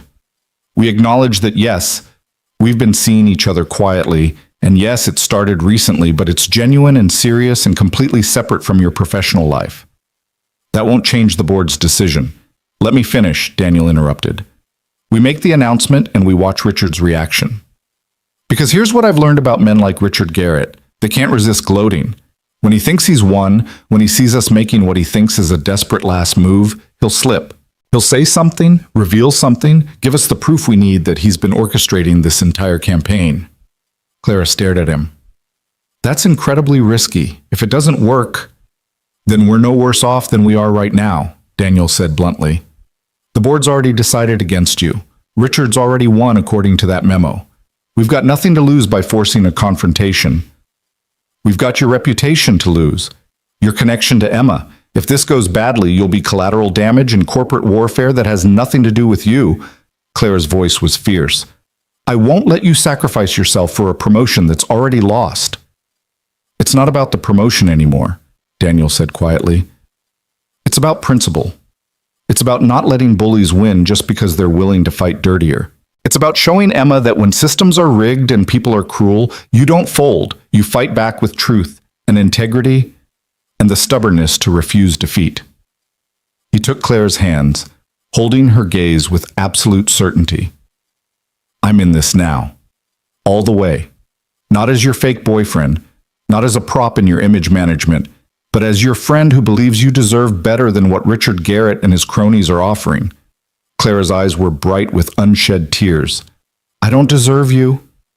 "Probably not," Daniel agreed with a slight smile. "I'm a catch, mediocre Mario Kart skills aside." The laugh that burst from Clara was half sob, half genuine amusement. "You're ridiculous. I'm determined. There's a difference." Daniel squeezed her hands gently. "So here's what we're going to do. We're going to that gala. We're going to look incredible together. And when the moment's right, we're going to tell the truth, the whole truth about Richard's campaign. And we're going to do it in a way that makes it impossible for him to hide behind deniability. How do we prove he's behind the messages and photos? We don't," Daniel said. "We make him prove it himself." Understanding dawned on Clara's face, followed by calculation, then determination. "We bait him into revealing his hand." "Exactly. We give him enough rope to hang himself, then we document everything." Daniel pulled out his phone. "I'm going to record the entire evening. Audio, video, everything. The moment Richard slips up and reveals knowledge he shouldn't have, like details from messages that supposedly came from anonymous sources, we've got him. That's still not definitive proof. It's enough to start an investigation, enough to make the board question Richard's ethics, enough to delay his interim appointment while they look into allegations of corporate misconduct." Daniel's voice was steady, confident, and once there's an investigation, everything comes out. The surveillance, the harassment, the manufactured ethics complaints. Richard's not as smart as he thinks he is. Bullies rarely are. He's left a trail, and the moment the board starts looking for it, they'll find it. Claire was quiet for a long moment, her brilliant strategic mind clearly running through scenarios and probabilities. Finally, she nodded. "Okay, we do it. But Daniel, if this goes wrong, if Richard outmaneuvers us and things get ugly, you walk away. You protect Emma and yourself, and you let me handle the fallout. Promise me." "I promise nothing," Daniel said firmly. "We're partners in this. We succeed together or we fail together, but I'm not abandoning you mid-battle because things get difficult." "You're impossibly stubborn." "So I've been told." Daniel checked his watch. 4:15. "We've got 2 hours before you pick me up. I need to get Emma settled with Mrs. Patterson and get ready. You should go home, get ready, and prepare yourself for what's coming." Clara stood, gathering her composure with visible effort. "What should I wear? I was planning on the blue evening gown, but if we're making a statement, wear whatever makes you feel powerful," Daniel said. "Wear what makes you feel like the executive who's earned this position 10 times over, because that's who you are, and that's who they need to see." Clara nodded, already mentally preparing. At the door, she paused. "Daniel, when this is over, whether we win or lose, I owe you a debt I can never repay." "You don't owe me anything," Daniel said. "That's not how friendship works." Clara's smile was soft, vulnerable in a way that made her look younger. "Then as a friend, let me say thank you for seeing me, for believing in me, for being exactly what I needed when I needed it most." She left before Daniel could respond, her car pulling away with purpose and determination. Daniel watched until she was gone, then turned to find Emma standing at the bottom of the stairs, watching him with curious eyes. "That was serious talking," Emma observed. "Very serious," Daniel agreed. "Miss Monroe's having a difficult time at work, and I'm trying to help." "Are you going to fix it?" Daniel crouched down to Emma's level. "I'm going to try. But sometimes, monkey, the important thing isn't whether you succeed, it's that you tried. that you stood up for what's right even when it's hard. Emma considered this with the gravity only children could bring to philosophical concepts. Like when Tommy pushed Sarah on the playground and I told the teacher even though Tommy said he'd be mad at me? Exactly like that. You did the right thing even though it was scary. Miss Monroe is lucky to have you helping, Emma said seriously. You're really good at right things. Daniel hugged his daughter close, hoping desperately that her faith wasn't about to be shattered by the harsh realities of corporate warfare and power dynamics. I love you, monkey. You know that? I know. I love you too. Emma pulled back, her next words devastating in their innocence. Is Ms. Monroe going to be around after tonight? After her work problem is fixed? It was the question Daniel had been avoiding asking himself. I don't know, sweetie. That depends on a lot of things. I hope she is, Emma said simply. I like her. And I think she's lonely like you get sometimes. Maybe you could be not lonely together. Out of the mouths of children, indeed. Daniel kissed Emma's forehead and stood. Come on, let's get you fed before Mrs. Patterson gets here, and you can help me pick out what to wear to this fancy party. Emma's enthusiasm for playing stylist was endearing, if not particularly helpful. She advocated strongly for Daniel wearing his favorite dinosaur tie, which he gently vetoed in favor of the traditional black bow tie, appropriate for formal events. By the time Mrs. Patterson arrived at 5:30, Daniel was as ready as he'd ever be, dressed in a tuxedo he'd bought for a wedding 3 years ago and had never expected to wear again. Mrs. Patterson took one look at him and whistled. Well, don't you clean up nice? Big date tonight? Something like that, Daniel said, not wanting to explain the complicated truth. I should be home by midnight. Emma's already had dinner, but she's allowed one movie before bed. We'll be fine, Mrs. Patterson assured him. You go have fun with your lady friend. Emma hugged him goodbye with the unself-conscious affection he treasured, and Daniel headed outside to wait for Clara. 6:25. She'd be here any minute, and then there was no turning back. His phone buzzed. A message from an unknown number. Enjoy your last dance. The music stops at midnight. Daniel saved the screenshot, added it to his evidence folder, and refused to let the threat rattle him. Whoever was sending these messages, Richard or one of his proxies, they were about to learn what happened when they underestimated a structural engineer's capacity for strategic problem solving. A sleek black car pulled into his driveway at exactly 6:30. Clara stepped out, and Daniel's breath caught despite himself. She wore a deep emerald gown that should have been illegal, elegant, sophisticated, and powerful, in a way that had nothing to do with sexuality and everything to do with absolute confidence. Her hair was swept up in an intricate style that exposed the elegant line of her neck. Diamonds, real ones Daniel suspected, glittered at her ears and throat. She looked like every inch the executive VP fighting for a promotion, but there was something else underneath. Vulnerability, determination, and maybe, if Daniel wasn't imagining it, genuine affection as her eyes met his. You look incredible, Daniel said honestly. So do you, Claire replied, her voice slightly breathless. Ready for this? Ready as I'll ever be. Daniel walked to the car, sliding into the passenger seat with the strange sensation of stepping into a different world. Claire's car was luxury incarnate. Leather seats, ambient lighting, technology he couldn't begin to understand. Clara drove with focused intensity, her hands steady on the wheel despite what Daniel knew had to be massive internal turmoil. They were 5 minutes into the drive when she spoke. I've been thinking about your plan, about baiting Richard into revealing himself.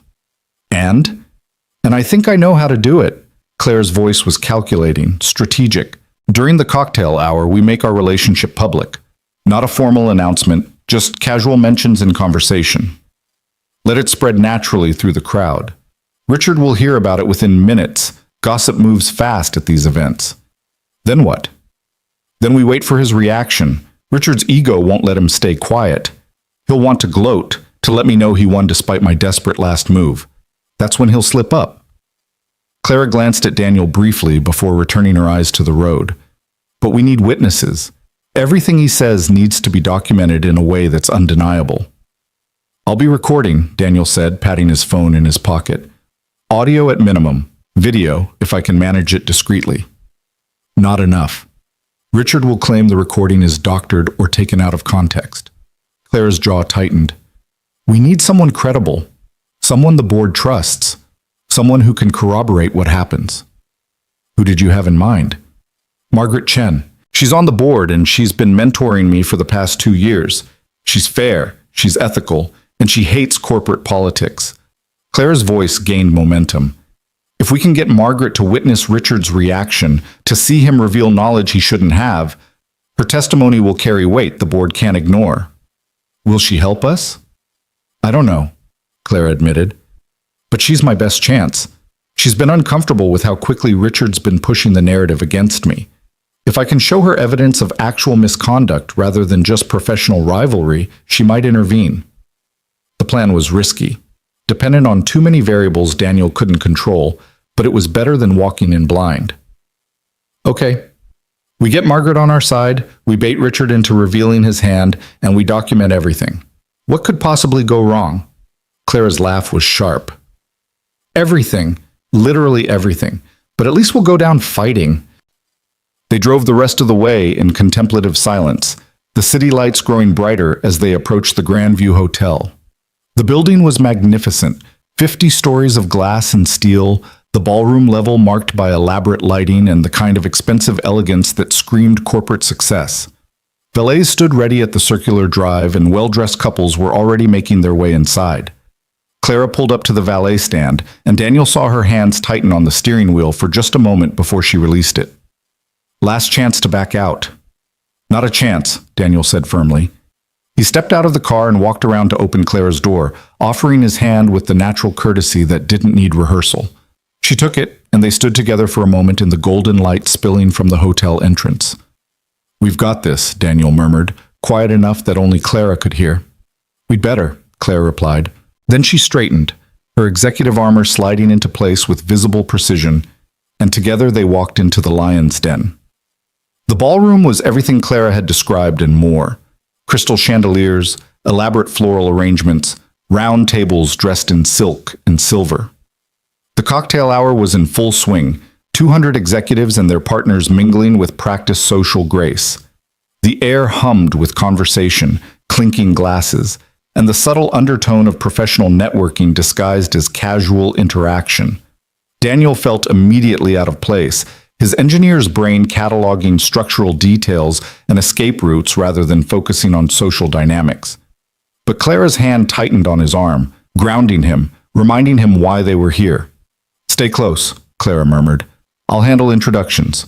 You just be yourself. They waded into the crowd, and Daniel watched Clara transform before his eyes.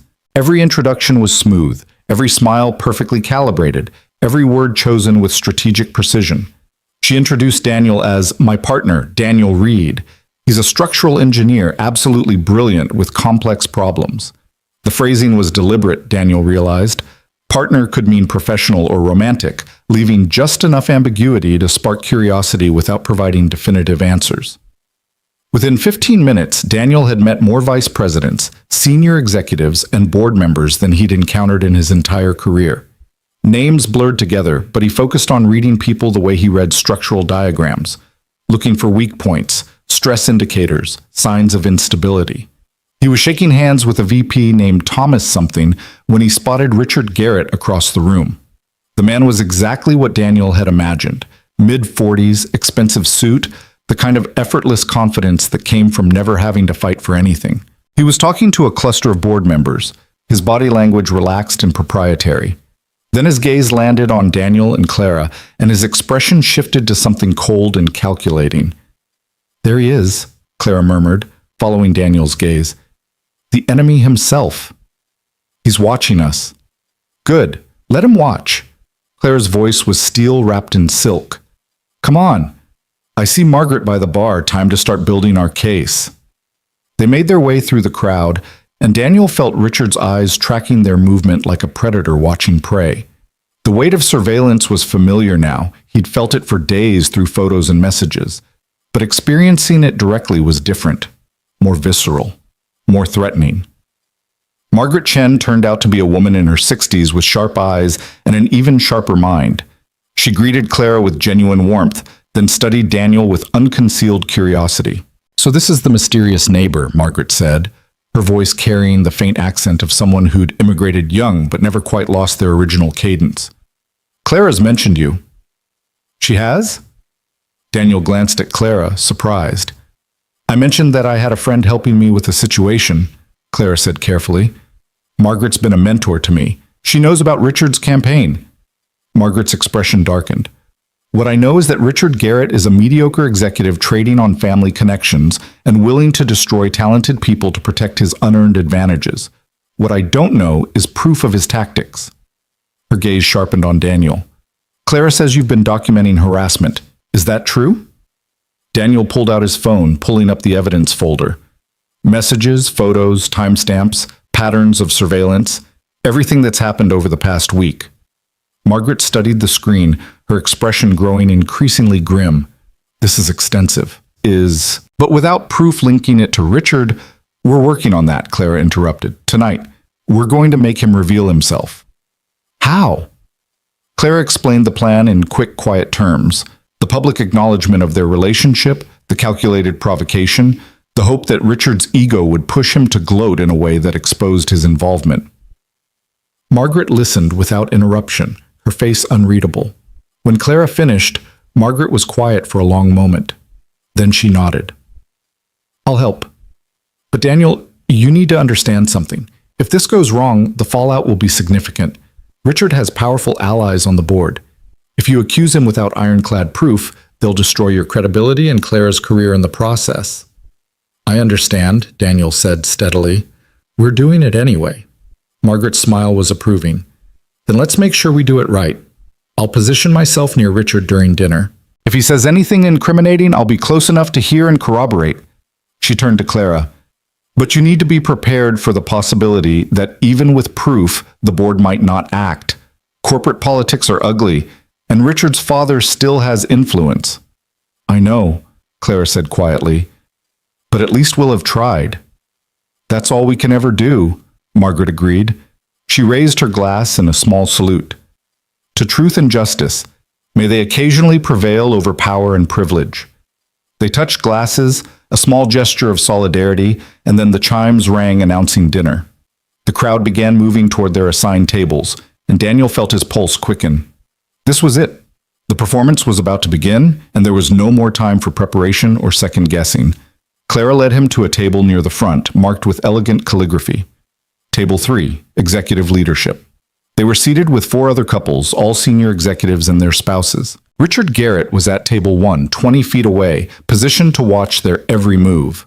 As they sat, Daniel felt Clara's hand find his under the table, her fingers lacing through his in a gesture that felt less like performance and more like genuine need for support. He squeezed gently, and she squeezed back, a silent conversation passing between them. The first course arrived, and with it came the casual dinner conversation that was anything but casual. The executive to Daniel's left, a CFO named James, asked how he and Clara had met. Daniel felt all eyes at the table turned toward them, curiosity barely concealed beneath polite interest.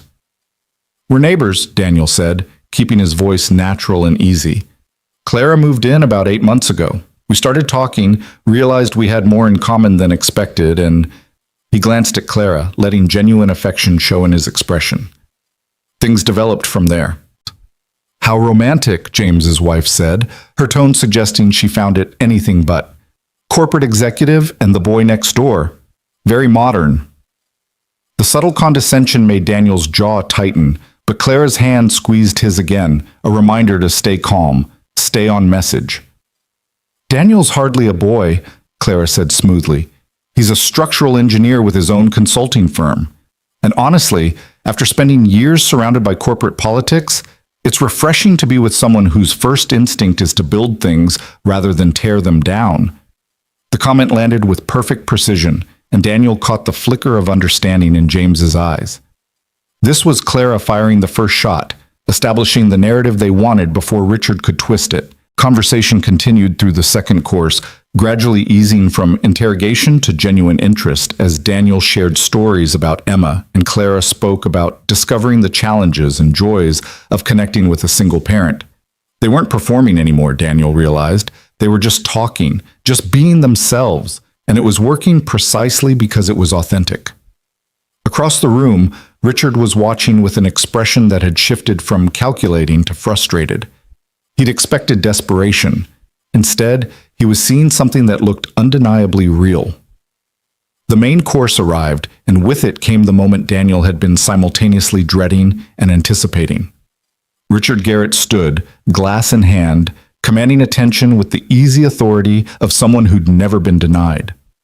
"I'd like to propose a toast," Richard announced, his voice carrying across the ballroom. "To this company, to our future leadership, and to the importance of making decisions based on sound judgment and unwavering integrity."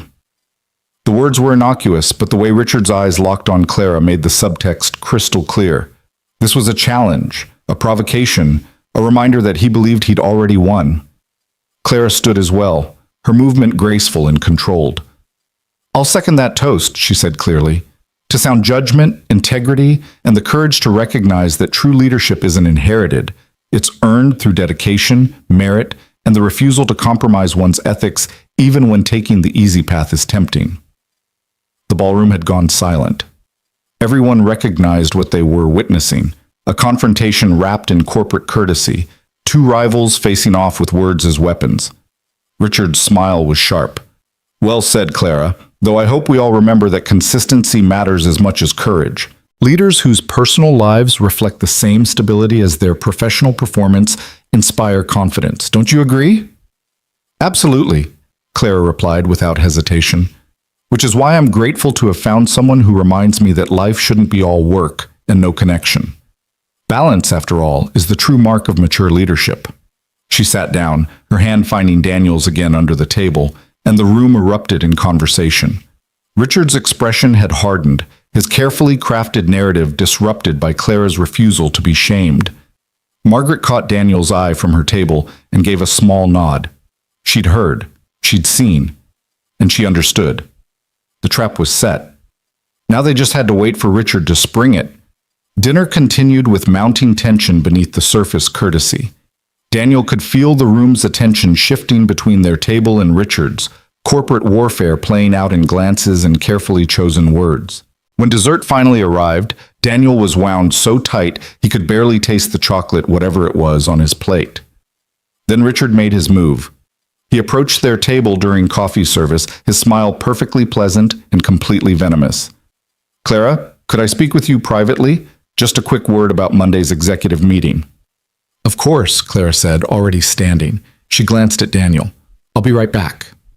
Daniel watched them walk toward a quiet corner near the bar, every instinct screaming that this was wrong, this was dangerous, this was the moment where everything could go catastrophically sideways.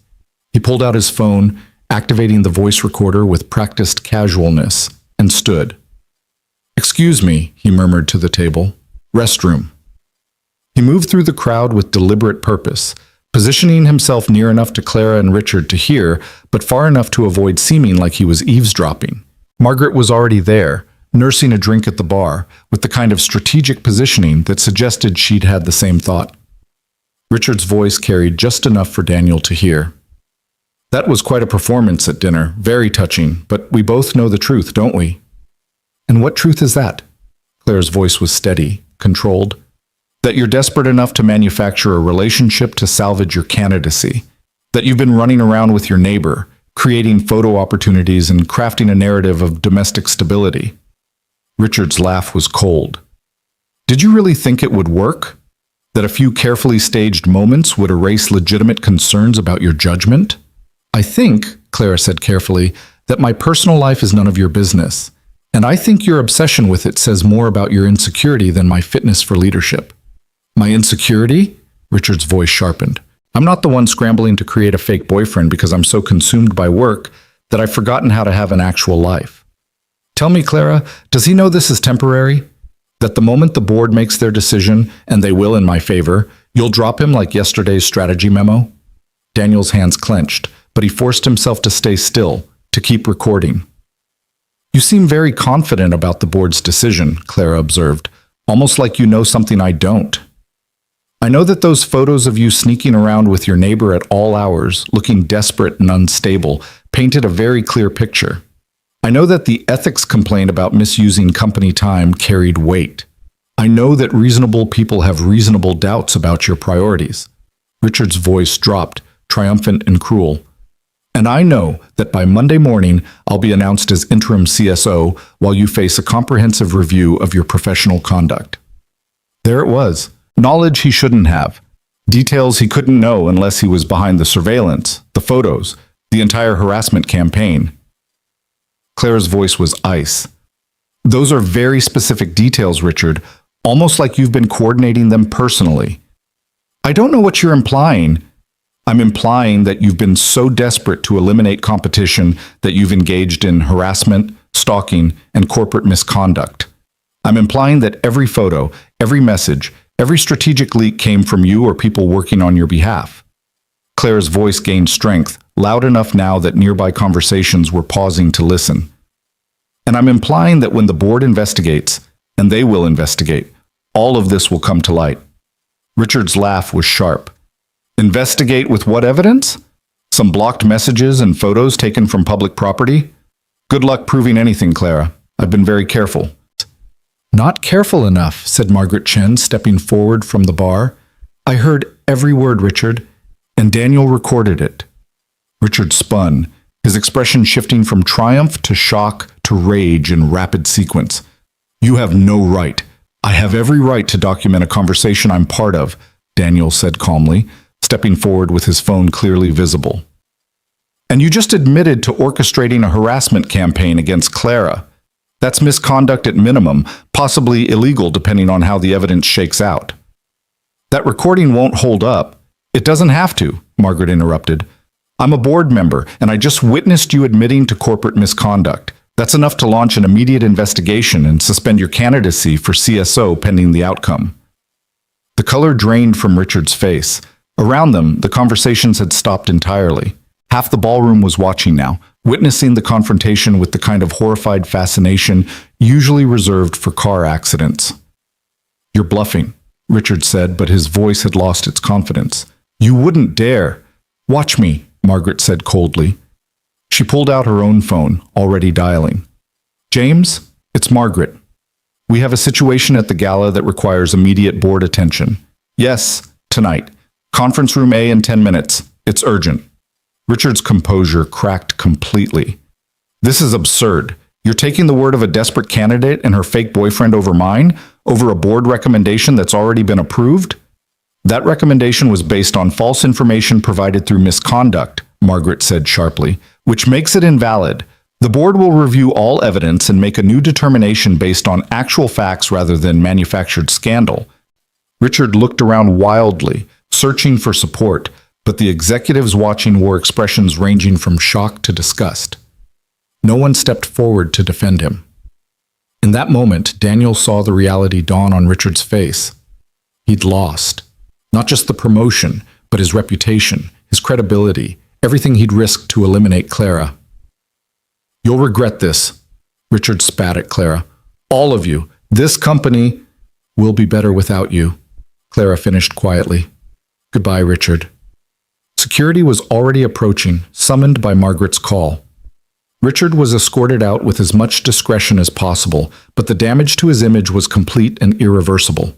The moment the doors closed behind him, the ballroom erupted in conversation. Daniel turned to Clara, who was standing very still, her face pale but composed. Are you okay? I don't know, Clara said honestly. I think so. I can't quite believe that actually worked. It worked because you were right about his ego, Daniel said. He couldn't resist gloating. It made him sloppy. Margaret rejoined them, her expression grim but satisfied. The board will convene immediately to review the evidence and determine next steps. Clara, you should expect a call within the hour. Daniel, I'll need that recording for the investigation. Of course. Daniel forwarded the audio file to Margaret's email address, his hands surprisingly steady despite the adrenaline flooding his system. What happens now? Claire asked. Now, Margaret said, We let the process work. Richard will be suspended pending investigation. The CSO decision will be postponed until we can properly evaluate all candidates without the cloud of misconduct hanging over the proceedings. She paused, her expression softening slightly. For what it's worth, Clara, your handling of this situation demonstrated exactly the kind of grace under pressure we need in executive leadership. I'll be making that clear to the board. Clara's eyes were bright. Thank you, Margaret, for everything. Thank yourself. You did the hard part. Margaret squeezed Clara's shoulder briefly, then headed toward the conference rooms where the emergency board meeting would take place. Daniel and Clara stood together in the ballroom, surrounded by curious onlookers and uncertain what to do next. Then Clara started laughing, genuine, slightly hysterical laughter that made her shoulders shake. We did it, she said between laughs. We actually did it. We trapped him into confessing. We did, Daniel agreed, feeling his own smile spread. Though for a minute there I thought he might actually get violent. Richard's too image-conscious for violence, but his career is over, which for him is probably worse than any physical pain. Clara's laughter faded, replaced by something more serious. I can't believe you recorded that entire conversation. That was incredibly risky. So was confronting him in public. We were both taking risks. Daniel glanced around the ballroom, where people were still watching with undisguised interest. Should we stay, or would you rather get out of here? Clara followed his gaze, her executive armor sliding back into place with visible effort. We should stay through the announcement. The board will want to address what happened, reassure everyone that the company takes misconduct seriously. It's important that I'm here, that I'm composed and professional despite the chaos. Okay, Daniel said. Then we stay. Together. Clara's smile was warm, genuine, the woman beneath the executive finally visible without shame or apology. Together, she agreed.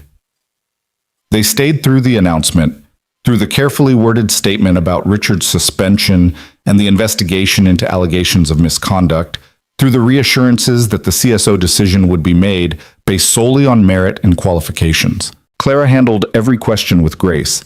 Daniel stood beside her with quiet support, and by the time the gala finally ended at 11:30, they'd survived not just Richard's attack, but the entire corporate circus. In Clara's car, finally alone, the adrenaline began to crash.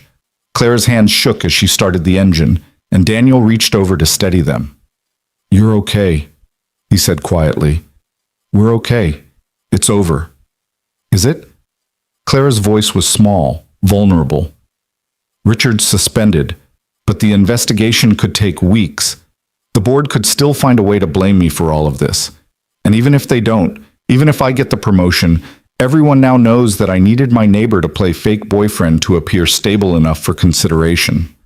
Everyone knows, Daniel corrected gently, that when faced with harassment and misconduct, you stood up for yourself with integrity and courage. They know you refused to be intimidated. They know you exposed corruption even when it was risky. That's what they'll remember.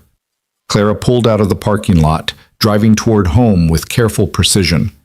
They were halfway there when she spoke again. What happens now? With us, I mean. It was the question Daniel had been avoiding, the conversation they'd both sidestepped through the chaos of the past 4 days. I don't know, he admitted. What do you want to happen? Honestly, I don't know either. This started as performance, but somewhere along the way it became real. The friendship, the connection, the feeling of having someone genuinely on my side. Clara's voice was rough with emotion. But I don't know how to do real, Daniel. I don't know how to balance a personal life with the career that's consumed me for 15 years. And I don't know if it's fair to ask you and Emma to be part of that experiment when I might fail spectacularly. You won't fail, Daniel said. But you're right that it's complicated. Emma's already attached to you. If you decide you can't make space for us in your life, that will hurt her. And me. Then what do we do? Daniel thought about Emma's observation, that Clara seemed lonely like he got sometimes, that maybe they could be not lonely together. He thought about the past 4 days, about laughter over Mario Kart, and dinosaur explanations, and the feeling of Clara's hand in his that had shifted from awkward to natural so quickly it should have been frightening. We try, he said finally. No performance, No agenda, just honest effort to see if what we've built over chaos can survive normal life. We go slow, we protect Emma, and we're honest about what we can and can't handle. And if it doesn't work, at least we'll know we tried. Clara pulled into Daniel's driveway, the porch light casting warm shadows across her face. "I'd like that," she said softly. "The trying part. No promises about success, but genuine effort to see what's actually here." "That's all anyone can ask," Daniel said. He leaned over and kissed her forehead, gentle and chaste, a promise rather than a claim. "Get some rest. The board will probably call tomorrow, and you need to be ready." "Tomorrow," Clara agreed. "And Daniel, thank you. For everything. For being exactly what I needed even when I didn't know I needed it." "Same to you," Daniel said, and meant it more than he'd meant anything in years. He watched Clara drive the short distance to her house, watched her lights turn on one by one, and only then did he head inside. Mrs. Patterson was asleep on the couch, and Emma was safely in bed, her nightlight casting familiar shadows. Daniel paid Mrs. Patterson and walked her out, then climbed the stairs to check on his daughter. Emma was sprawled across her bed in the boneless way only children could manage, one arm hanging off the side, completely at peace. "We did it, monkey," Daniel whispered, though she was too deeply asleep to hear. "We stood up for what was right, and maybe, just maybe, we found something worth keeping along the way." His phone buzzed. A message from Clara. "Sleep well. Tomorrow we see what happens when the dust settles. But tonight, we won." Daniel typed back, "Tonight we won. Tomorrow we live with it. And whatever comes next, we face it honestly." The response was immediate. "Honestly sounds perfect." Daniel fell asleep with his phone still in his hand, exhaustion finally claiming him, and dreamed of structures that could withstand any storm as long as their foundations were built on truth. Outside, the dark sedan was finally, blessedly absent. The surveillance had ended, the performance was over. And whatever came next would be real, messy, complicated, and entirely their choice to navigate. Together. Sunday morning arrived with the kind of peaceful quiet that felt almost suspicious after the chaos of the previous night. Daniel woke to sunlight streaming through his bedroom window and the sound of Emma singing off-key in her room, blissfully unaware that her father had spent the evening dismantling corporate corruption and possibly starting something real with the woman next door. He made coffee and was halfway through his first cup when his phone rang. Margaret Chen's name appeared on the screen, and Daniel's stomach immediately tightened. "Margaret, is everything okay?" "Better than okay," Margaret said, and Daniel could hear the smile in her voice. "The board met until 3 this morning. We reviewed all the evidence, your recordings, the documentation you compiled, testimonies from multiple witnesses who'd observed Richard's behavior over the past weeks.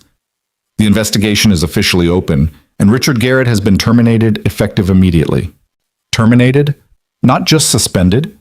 The evidence was overwhelming. Beyond the harassment campaign against Clara, we found a pattern of similar behavior targeting other employees over the years. Richard had been using intimidation and manufactured scandals to eliminate competition for nearly a decade. The board couldn't ignore it once we started looking. Margaret paused. "There will be legal ramifications for him. What he did crosses several lines into criminal territory: stalking, harassment, possibly defamation. The company's legal team is coordinating with law enforcement." Daniel felt a surge of satisfaction so fierce it surprised him. "Good. He deserves everything that's coming." "He does. But Daniel, I'm calling because you deserve to know what else the board decided." Margaret's tone shifted, becoming more formal. "We voted unanimously to offer Clara the Chief Strategy Officer position. No interim period, no additional evaluation. She's earned it 10 times over, and her handling of an impossible situation demonstrated exactly the kind of leadership we need." Relief flooded through Daniel so powerfully his knees went weak. "That's incredible? Does she know?" "The chairman is calling her this morning to make the official offer. I wanted you to hear it first because, frankly, without your help, we might never have uncovered Richard's misconduct. You did something remarkable, Daniel. You protected someone who needed it. You stood up to corruption, and you did it with integrity and intelligence. Clara's lucky to have you in her corner." "I'm pretty lucky too," Daniel said quietly. "She's extraordinary." "She is," Margaret agreed. Take care of her, Daniel, and tell that brilliant daughter of yours that her instinct to invite Clara to the soccer game may have changed several lives for the better. The call ended, and Daniel stood in his kitchen holding his phone, letting the reality sink in. Clara had won. Not just the promotion, but vindication, justice, proof that merit could triumph over corruption when people were willing to fight for what was right. Emma thundered down the stairs, still in her dinosaur pajamas, and launched herself at Daniel with the casual violence of affection that 7-year-olds specialized in. "Morning, Dad! Can we have pancakes? The good kind. Not the healthy kind?" "We can have whatever kind you want," Daniel said, hugging her close. "It's a celebration day." "What are we celebrating?" "Miss Monroe's work problem got solved. The bad guy lost and she won." Emma's face lit up with uncomplicated joy. "That's awesome. Can we invite her over to celebrate? We could make her pancakes too." Daniel checked the time, 8:45. Clara was probably still asleep after the late night, but Emma's enthusiasm was infectious. "Let me text her and see if she's awake." He sent a message. "Emma wants to make you celebratory pancakes. Fair warning, they will be approximately 40% edible and 60% chaos. Interested?" The response came faster than he expected. "I'm interested in anything that involves not being alone right now. Give me 20 minutes?" Daniel's chest tightened at the vulnerability in those words. Clara had won her battle, achieved the goal she'd been fighting for, and her first instinct was to not be alone. That said something profound about how isolating her success had been, how much she'd sacrificed in the pursuit of excellence. "She's coming over," Daniel told Emma, "which means we need to make this kitchen presentable and figure out how to make pancakes that won't constitute a health hazard." Emma threw herself into preparation with the kind of focused intensity she usually reserved for elaborate Lego constructions. By the time Clara knocked on the door 20 minutes later, the kitchen was chaotic but functional, and Emma had appointed herself head chef despite her limited culinary credentials. Daniel opened the door to find Clara looking softer than he'd ever seen her. She wore jeans and a simple sweater, her hair loose around her shoulders, no makeup, exhaustion visible in the circles under her eyes, but something lighter in her expression. Relief, maybe? Or the beginning of genuine peace. "Hi," she said, and her smile was tentative, uncertain. "Hi yourself, come in." Daniel stepped aside and Clara entered just as Emma came barreling around the corner. "Miss Monroe, we're making pancakes. Dad says I can put chocolate chips in them if I want." "That sounds perfect," Clara said, crouching down to Emma's level with natural ease. "Can I help?" Emma's enthusiasm was immediate and overwhelming. Within minutes, Clara was stationed at the stove with a spatula, following Emma's very specific instructions about heat levels and flip timing, while Daniel handled the actual cooking to prevent disaster. The kitchen filled with laughter and the smell of slightly burned batter, and watching Clara relax into the chaos made Daniel's heart do complicated things he wasn't ready to examine too closely. They ate at the kitchen table, Emma chattering about her week while Clara listened with genuine attention, asking questions that indicated real interest rather than polite obligation. Daniel watched them interact and felt something settle into place. This wasn't performance anymore, wasn't strategic positioning or corporate theater. This was real connection, messy and imperfect, and absolutely right. When Emma finally ran off to play, leaving the adults alone with their coffee, Clara's expression turned serious. "Margaret called you already, didn't she?"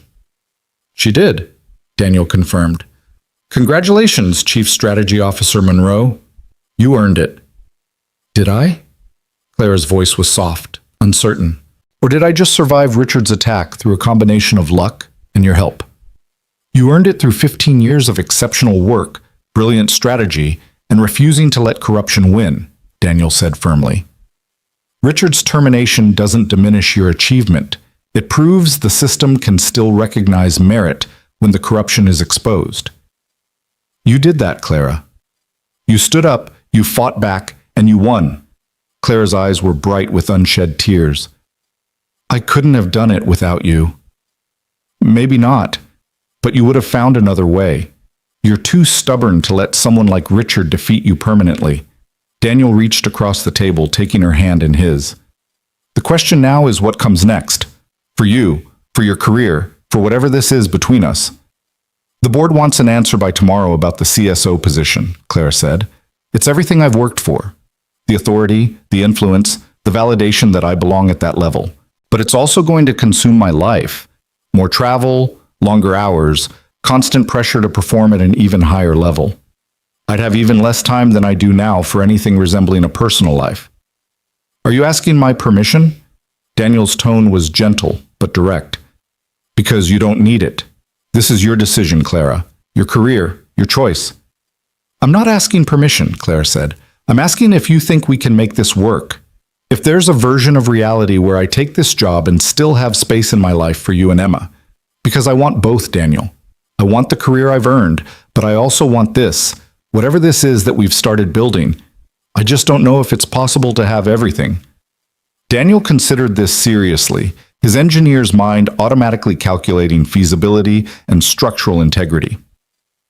I think, he said slowly, that it's possible if we're honest about expectations and limitations. Emma comes first for me, always. Your career is a massive part of who you are, and I wouldn't ask you to diminish that. But there has to be room for us too. Not as an afterthought or obligation, but as something you actually want and make time for. I do want it, Clara said, her voice fierce with certainty. I've spent 4 days with you and Emma, and I've felt more alive, more connected, more genuinely happy than I have in years. I don't want to lose that just because I'm terrified of failing at work-life balance. Then we try, Daniel said simply. We set boundaries. We communicate honestly, and we build something sustainable rather than perfect. Some weeks you'll be traveling and we won't see you. Some nights you'll have to choose between work emergencies and Emma's school play. And that's okay, as long as we're honest about it, as long as we don't pretend limitations don't exist. Clara was quiet for a long moment, her fingers tracing patterns on Daniel's hand. What if I'm terrible at this? What if I get so consumed by work that I neglect you and Emma and prove everyone right who said I can't balance personal and professional life? Then we adjust, Daniel said. We're not signing a lifetime contract, Clara. We're just trying. And if trying means sometimes you work late, and sometimes we have dinner without you, and sometimes Emma's disappointed because you can't make it to a game. That's life. That's reality. As long as the effort is genuine, as long as you're actually here when you can be, we'll make it work. You make it sound simple. It's not simple. It's actually incredibly complicated. But it's honest, and that makes it possible. Daniel stood, pulling Clara up with him. Come on, there's something I want to show you. He led her upstairs to his home office, a small room he'd converted from what was probably supposed to be a nursery. The walls were covered with architectural drawings, project plans, photos of completed structures. Clara studied them with genuine interest, her sharp mind clearly appreciating the complexity. These are incredible, she said, pausing at a drawing of a commercial building support structure. This is what you do? Design the bones that hold everything else up? Basically, I figure out how to make buildings stand, how to distribute weight and stress so structures can withstand pressure without collapsing.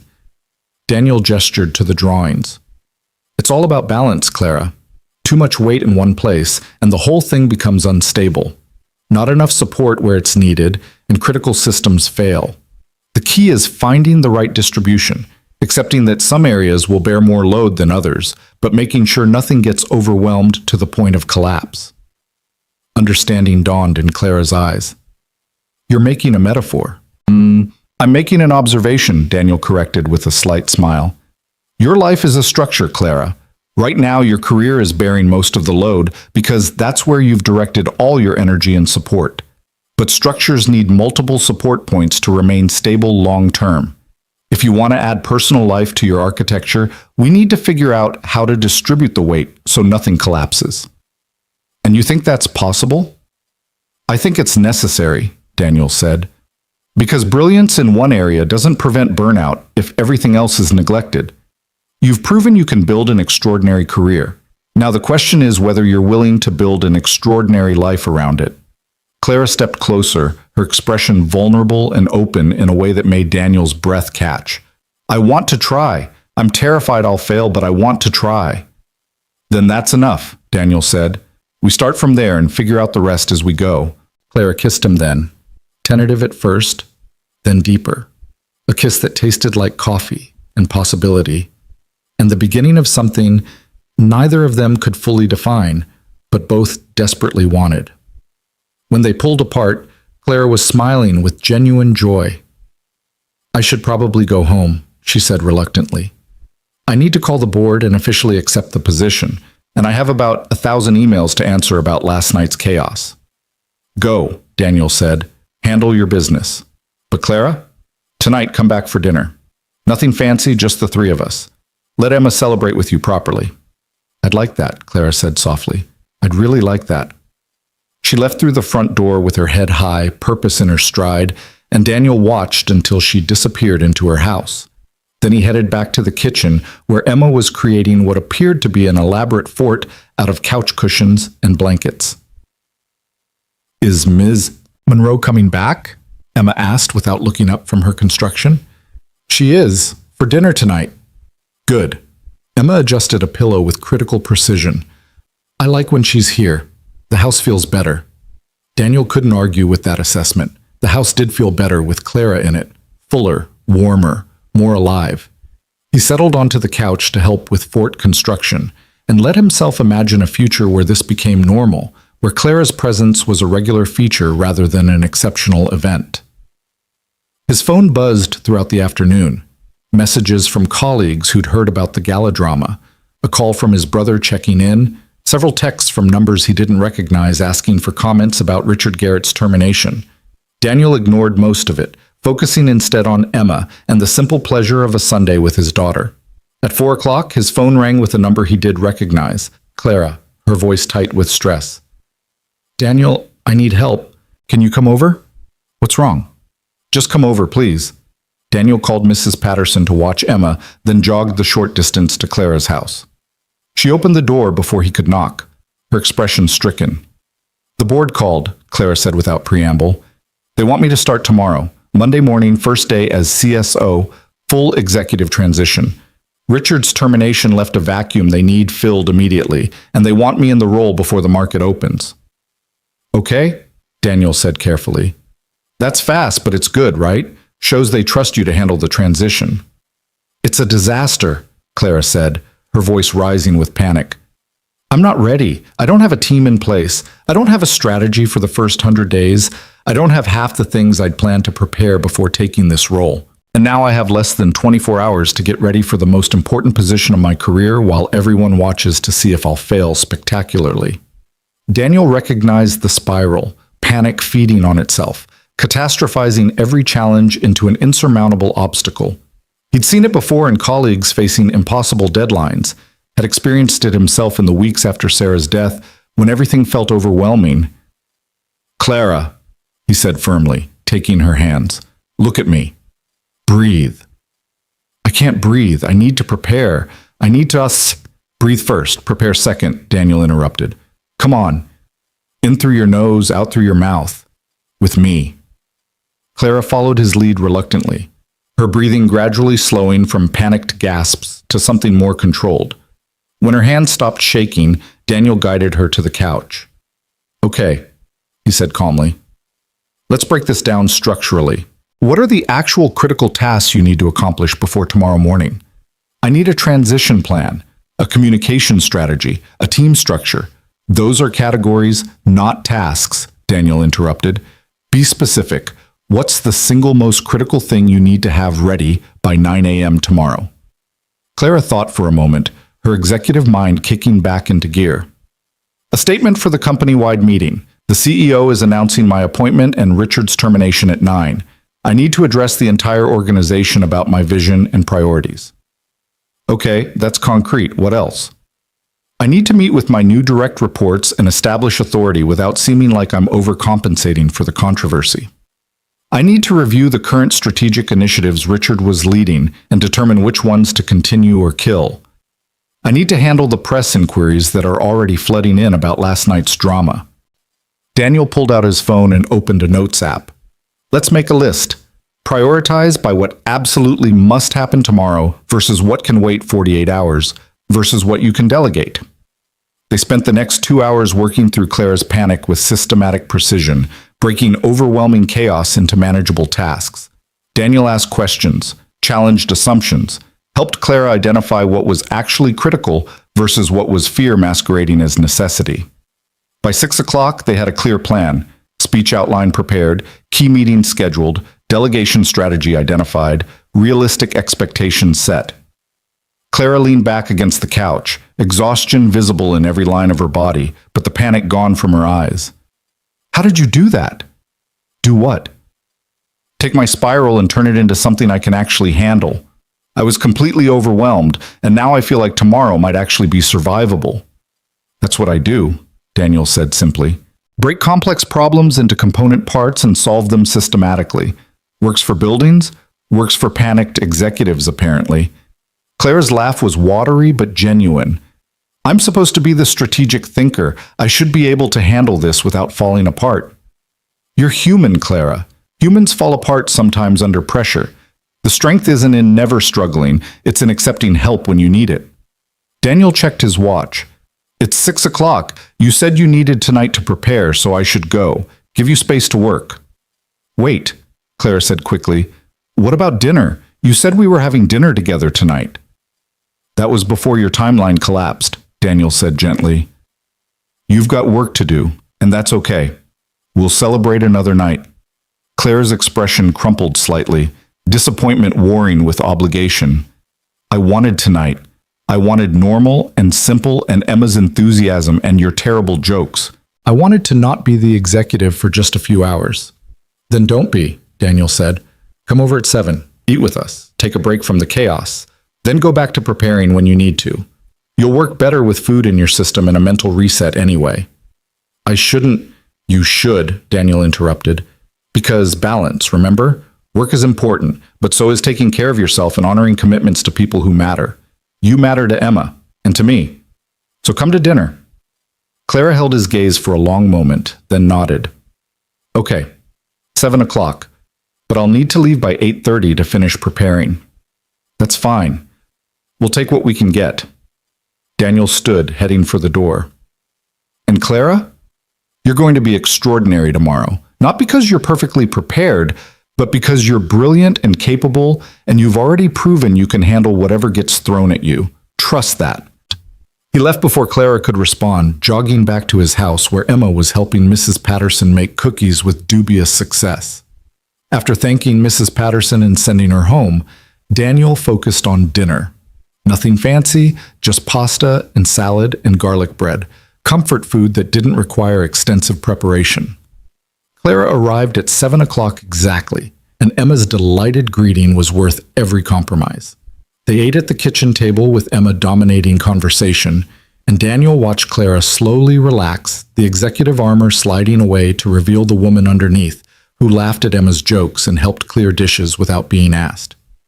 At 8:15, Clara's phone buzzed with an urgent email. She read it, her expression tightening, and Daniel recognized the shift. Work calling, pulling her back into the chaos she'd briefly escaped. You need to go, he said, not a question. I'm sorry, Clara said, already standing. There's a crisis with one of Richard's former clients threatening to pull their contract. I need to handle it tonight before it explodes tomorrow. Then handle it, Daniel said. But Clara, thank you for being here even when work was calling. That means something. Clara kissed him quickly, hugged Emma goodbye, and disappeared into the night with her phone already pressed to her ear. Emma watched her go with a disappointed expression. She had to work, Emma said, not quite a question. She did, Daniel confirmed. Her new job is really important, and sometimes important things need attention even when we'd rather be doing something else. Will she always have to leave for work? It was a perceptive question, cutting right to the heart of what Daniel had been wondering himself. Sometimes, he said honestly, but not always. And when she's here, she's really here. That counts for a lot. Emma considered this with the seriousness she brought to complex problems. Okay, I guess that's fair, as long as she comes back. As long as she comes back, Daniel echoed, hoping desperately that it was a promise Clara could keep. Monday morning arrived with the weight of significance. Daniel woke early, already thinking about Clara facing her first day as CSO. navigating corporate politics and media scrutiny and the pressure of proving she deserved the position she'd fought so hard to win. He sent her a text. "You've got this. Breathe, trust yourself, and remember why you earned this role. Proud of you." The response came an hour later. "Thank you. Terrified but ready. Wish me luck." Daniel wished her considerably more than luck throughout the day, checking his phone between client meetings for updates that didn't come. He understood. Clara was drowning in the chaos of transition, barely had time to breathe, let alone text her neighbor. But understanding didn't stop the small worry that gnawed at him, the fear that work had already consumed her completely, and the promise of balance was dying before it truly began. At 4 o'clock, his phone finally rang. Clara's voice was exhausted but triumphant. "I survived. Barely, but I survived. The company-wide meeting went well, the client crisis got resolved, and I didn't make any catastrophic mistakes in my first executive team meeting." "Told you," Daniel said, relief flooding through him. "You were always going to be extraordinary." "I was competent, which is different, but it's a start." Clara paused, and Daniel heard the vulnerability creeping into her voice. "Daniel, I need to tell you something. The board wants me to do a press tour. Interviews, features, public appearances to establish my leadership and reassure stakeholders after Richard's scandal. It starts tomorrow and runs for the next 2 weeks, which means long days, evening events, basically zero free time." Daniel felt something cold settle in his stomach. "Okay, that's important for your role, I understand." "I don't want you to just understand," Clara said, her voice breaking slightly. "I want you to know that I hate it. I hate that I'm choosing work over time with you and Emma again. I hate that we had one dinner together before everything exploded back into chaos. I hate that I'm already proving everyone right who said I can't balance career and personal life." "Hey," Daniel said firmly, "stop spiraling. 2 weeks is not forever. It's a sprint, not a marathon. You do what you need to do for your career and we'll be here when you come up for air. That's how this works." "But what if I can't come up for air? What if this is just how it is now? Constant crisis management and impossible schedules and me always choosing work because it's urgent and you're patient enough to wait?" Daniel heard the real fear underneath the question, that she was already becoming the person she didn't want to be, that success meant sacrificing everything else, that there was no sustainable middle ground. "Then we'll figure it out," Daniel said quietly. "But Clara, you need to hear something important. I'm not waiting for you to fail. I'm not sitting here keeping score of missed dinners and canceled plans so I can say, 'I told you so,' when balance proves impossible. I'm your partner in this experiment, which means I'm invested in helping you succeed at both career and personal life. But that requires honest communication from you about what you need and what's actually sustainable." "I don't know what's sustainable yet," Clara admitted. "I'm making this up as I go." "Then we make it up together," Daniel said. "And in 2 weeks, when the press tour is done and things calm down, we reassess. We look at what worked and what didn't, and we adjust. But we don't quit just because the first week is chaotic. Deal?" "Deal," Clara said, and Daniel heard the smile in her voice. "Thank you for not giving up on me already." "Not giving up on us," Daniel corrected. "There's a difference." The next 2 weeks tested that commitment in ways Daniel hadn't fully anticipated. Clara disappeared into the demands of her new role almost completely. Early mornings, late nights, weekend events, constant crisis management. She texted when she could, called briefly during stolen moments, but her physical presence in Daniel's life became almost non-existent. Emma noticed, asking periodically when Miss Monroe was coming over, accepting Daniel's explanations with the patience of a child who'd learned early that adults had responsibilities that sometimes took priority. Daniel noticed, too, feeling Clara's absence in the quiet evenings and the dinners he cooked for 2 instead of 3. But he also noticed the texts that came at odd hours, Clara sharing something funny that happened at work, asking his advice on a difficult decision, sending photos from business events with captions like, "Wish you were here to make this less boring." She was trying, maintaining connection even when time was impossible, and that effort mattered more than Daniel had expected. On Friday of the second week, Clara called at 9 p.m., her voice rough with exhaustion. "I'm outside your house. Can I come in? I know it's late, but I just finished the last press event, and I need to see you before I collapse." Daniel opened the door to find Clara in full executive regalia, designer suit, perfect makeup, the armor of corporate success. But underneath it all, she looked completely shattered. "Emma's asleep," Daniel said quietly. "But come in. You look like you're about to fall over."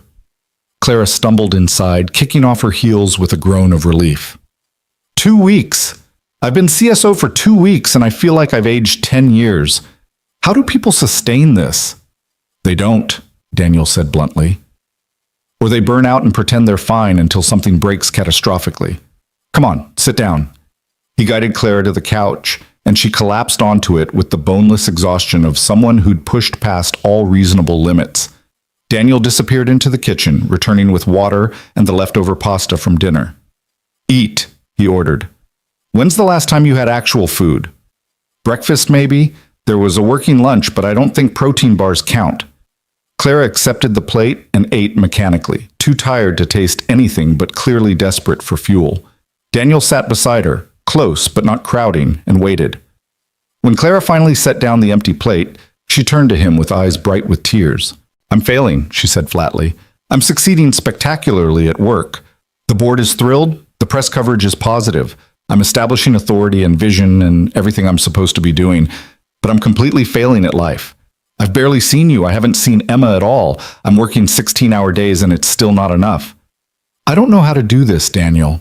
I don't know how to be the executive they need and the person you deserve." "Maybe you don't have to be both perfectly," Daniel said gently. "Maybe you just have to be honest about the limitations and let the people who care about you help carry some of the weight." "I don't know how to ask for help." "You're doing it right now," Daniel pointed out. "You showed up at my door at 9 p.m. looking like you're about to shatter.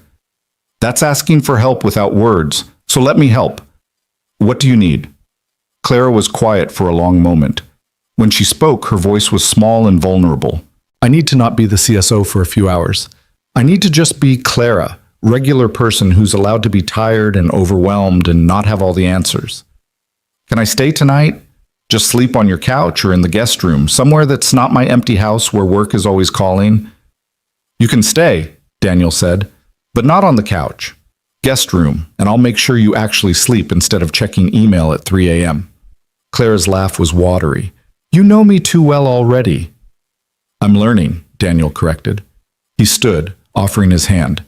"Come on, let's get you settled before you fall asleep sitting up." He led Clara upstairs to the guest room he'd cleared for her that first chaotic night 2 weeks ago. The room was still sparse, but he'd added touches since then. Fresh flowers on the dresser, new linens, little details that said someone was expected and welcome.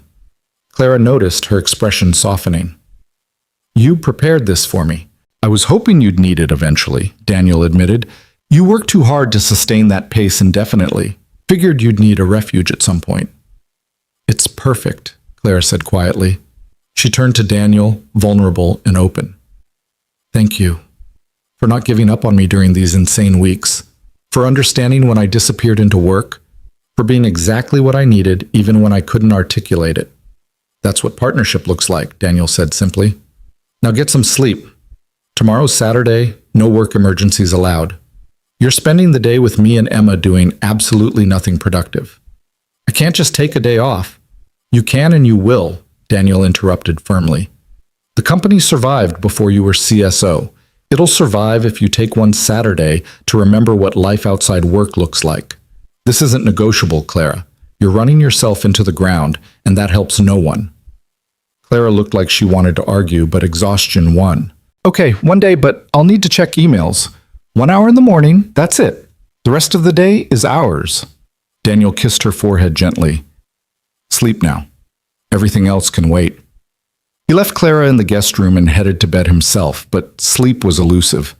He lay awake thinking about sustainable balance and impossible expectations, and whether what they were building could survive the relentless demands of Clara's career.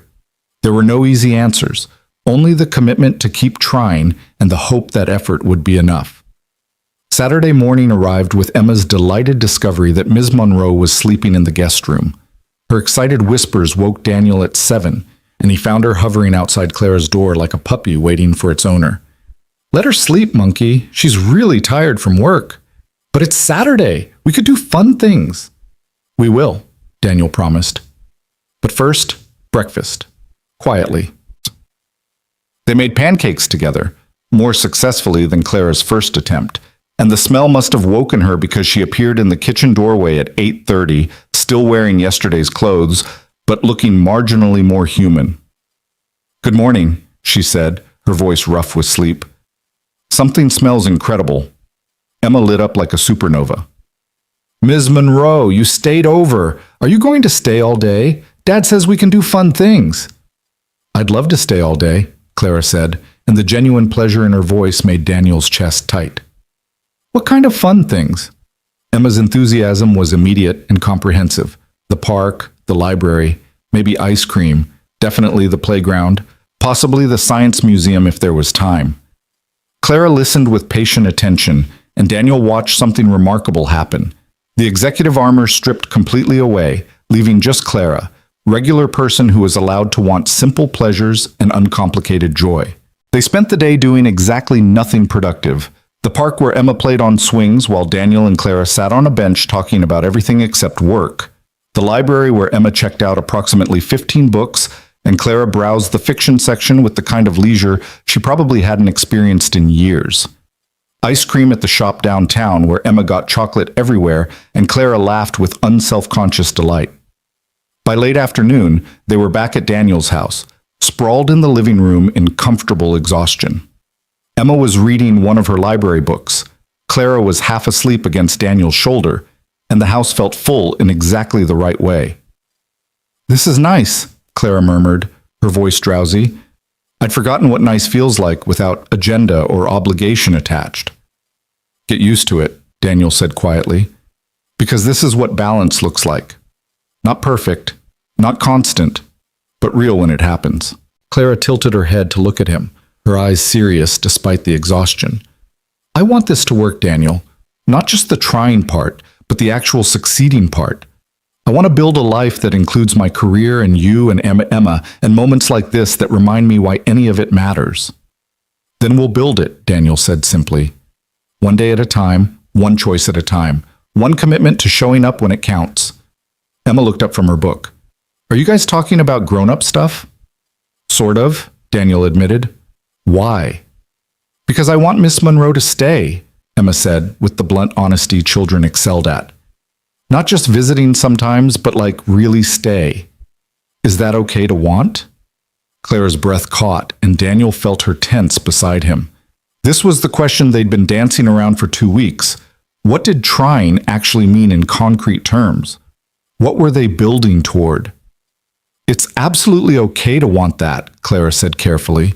"But Emma, you need to understand that my work is really demanding. There will be times when I can't be here as much as I want to be. Times when I have to choose work because it's important. Would that be okay with you?" Emma considered this with the gravity she brought to important decisions. "As long as you come back," she said finally. "That's what matters. Not if you're here all the time, but that you always come back." The simple wisdom of a 7-year-old cut through all the complicated adult anxieties and laid bare the essential truth. Presence mattered, but consistency mattered more. Being there when possible counted more than being there always. "I can promise that," Clara said, her voice thick with emotion. "I can promise I'll always come back." "Okay then," Emma said, returning to her book like she'd just solved world peace. "You can stay." Daniel met Clara's eyes over Emma's head, and something passed between them. Understanding, commitment, the beginning of real partnership built on truth rather than performance. This wouldn't be easy. Clara's career would always demand more than seemed reasonable. Daniel's priority would always be Emma, and there would be conflicts and compromises and moments when balance felt impossible. But they would try. They would choose each other when they could, communicate honestly when they couldn't, and build something sustainable through intention rather than hoping for perfection. "I should go home soon," Clara said reluctantly. "I've been in these clothes for 24 hours and I really need a shower." "Go," Daniel said, "but come back for dinner. We're grilling burgers and Emma makes a mean potato salad." "I do," Emma confirmed proudly. "It has pickles." Clara laughed, the sound genuine and full. "How can I resist potato salad with pickles?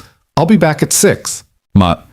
She left through the front door with a lightness in her step that hadn't been there yesterday, and Daniel watched until she disappeared into her house. Then he turned to find Emma watching him with knowing eyes. "You really like her," Emma observed. "I really do," Daniel admitted. "Good, because I think she really likes you too, and me. We're a package deal." "We absolutely are," Daniel agreed, pulling Emma into a hug. "The best package deal in the neighborhood." Claire returned at 6 o'clock exactly, showered and changed into jeans and a t-shirt that probably cost more than Daniel's entire casual wardrobe, but looked wonderfully normal. They grilled burgers in the backyard while Emma demonstrated her potato salad technique with the kind of precise instructions usually reserved for complex scientific procedures. After dinner, as the sun began to set and Emma chased fireflies in the yard, Clara took Daniel's hand. "I've been thinking," she said quietly, "about what sustainable actually looks like, and I think I need to make some changes." "What kind of changes?" "I'm going to hire a chief of staff, someone to manage my schedule, filter requests, help me prioritize so I'm not drowning in minutiae. And I'm going to establish boundaries. No work emails after 8 p.m. Unless it's genuinely catastrophic. No weekend events more than once a month. Actual vacation time that I actually take." Clara's voice was determined. "I've proven I can do the job. Now I need to prove I can do it sustainably." "That sounds healthy," Daniel said carefully, "but it also sounds like it'll meet resistance from people who expect you to be always available." "Let them resist," Clara said firmly. "I've spent 15 years proving I'm willing to sacrifice everything for work. Maybe it's time to prove that real leadership includes modeling healthy boundaries instead of martyrdom." Daniel pulled her closer, impressed and proud, and maybe a little in love, though he wasn't quite ready to name that feeling yet. "I think you're going to change corporate culture one boundary at a time." "I think I'm going to try," Clara corrected, "and fail sometimes, and adjust, and try again, but I'm done pretending that working myself to death is the only way to succeed." Emma ran over, breathless and grass-stained, holding something cupped in her hands. "Look, I caught a firefly." "Miss Monroe, did you ever catch fireflies when you were little?" "I didn't," Clara admitted. "I was too busy with piano practice and academic competitions. I think I missed a lot of childhood being excellent." "You can catch fireflies now," Emma said simply, offering her cupped hands. "It's not too late." Clara accepted the offering with the kind of reverence usually reserved for precious gifts, and when she opened her hands to release the firefly, watching it glow and disappear into the darkening sky, her expression was pure wonder. "Thank you, Emma," she said softly, "for showing me it's not too late." They stayed outside until full darkness, watching fireflies and talking about nothing important, and Daniel felt something settle in his chest that he recognized as hope. This could work. This strange arrangement between a widowed engineer, his perceptive daughter, and a brilliant executive learning to build a life instead of just a career. It could actually work. Not perfectly. Not without challenges and conflicts and moments of doubt, but genuinely, honestly, sustainably work. 2 months later, on an ordinary Tuesday evening, Clara showed up at Daniel's door with a single red rose and an expression that was equal parts nervous and determined. "I have something to ask you," she said without preamble. Daniel opened the door wider, gesturing her inside. "Okay. Should I be worried?" "Maybe.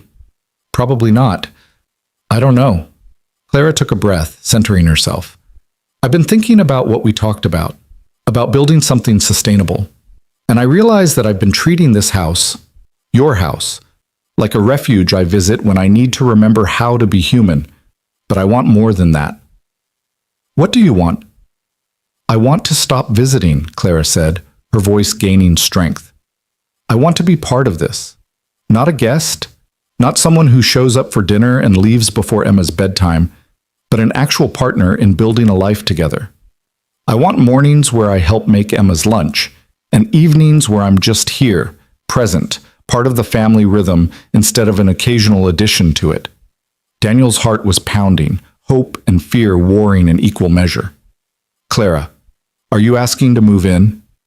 "Eventually, yes. Not immediately. I know that's too fast. Emma needs time to adjust. We need to figure out logistics.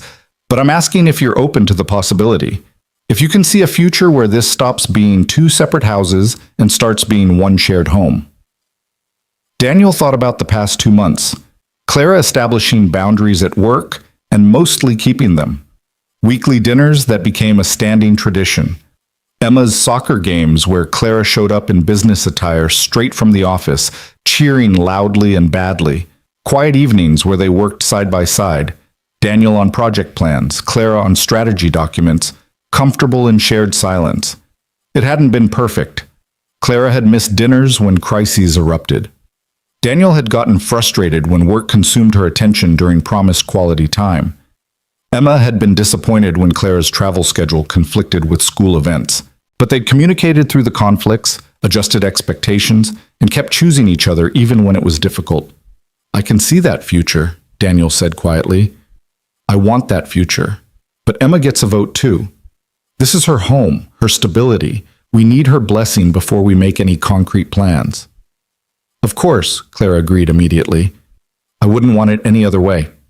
They called Emma downstairs and she appeared with the slightly wary expression of a child who'd learned that serious adult conversations could go either way. "What's going on?" Emma asked, settling onto the couch between them. Clara took Emma's hand, her voice gentle and honest. "Emma, I want to ask you something important and I need you to be completely honest about how you feel. Is that okay?" "Okay," Emma said cautiously. "I've been spending a lot of time here with you and your dad over the past few months, and I've realized that I'm happiest when I'm here, with both of you. So I wanted to ask if maybe, eventually, when it feels right, would you be okay with me living here? Not as a visitor, but as part of your family." Emma's eyes went wide. "Like, moving in? All your stuff and everything?" "All my stuff and everything," Clara confirmed. "But only if you're comfortable with it. This is your home, Emma, your safe space. I would never want to invade that without your permission." Emma was quiet for a long moment, her young face serious as she processed this enormous question. Daniel held his breath, trying not to influence her decision while desperately hoping she'd say yes. "Would you still have to work a lot?" Emma asked finally. "Yes," Clara said honestly. "My job is really demanding, and there will be times when I can't be here as much as I want, but I promise I'll always come back. And when I'm here, I'll really be here, not distracted by work, but actually present with you and your dad." "And you wouldn't try to replace my mom?" Emma's voice was small, vulnerable. "Because I don't remember her much, but she's still my mom." Clara's eyes filled with tears. "Never. Your mom was special and important, and she'll always be your mom.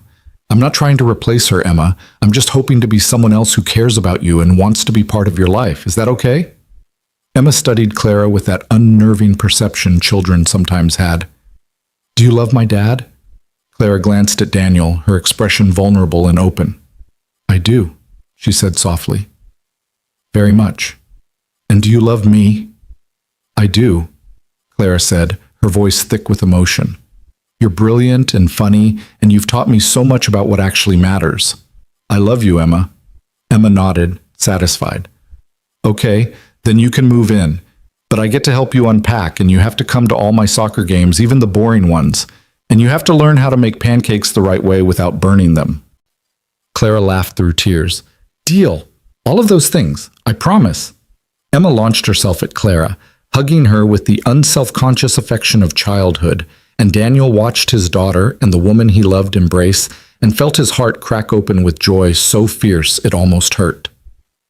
That night, after Emma was asleep and Clara had gone home to her empty house that wouldn't be hers much longer, Daniel stood in his living room and looked at the space with new eyes. This house that had felt so quiet after Sarah died, so full of absence and grief and single-parent survival, it was becoming something else. Something full of laughter and connection and the messy beauty of chosen family. His phone buzzed, a message from Clara.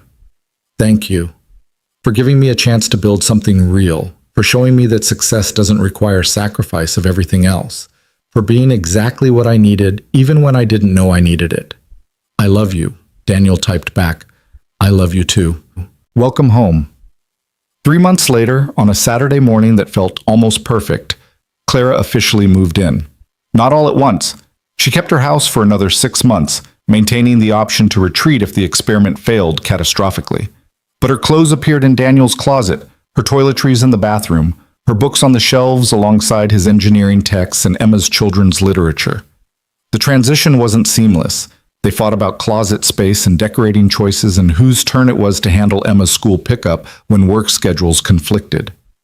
Clara struggled with the constant presence of another person after years of solitary living.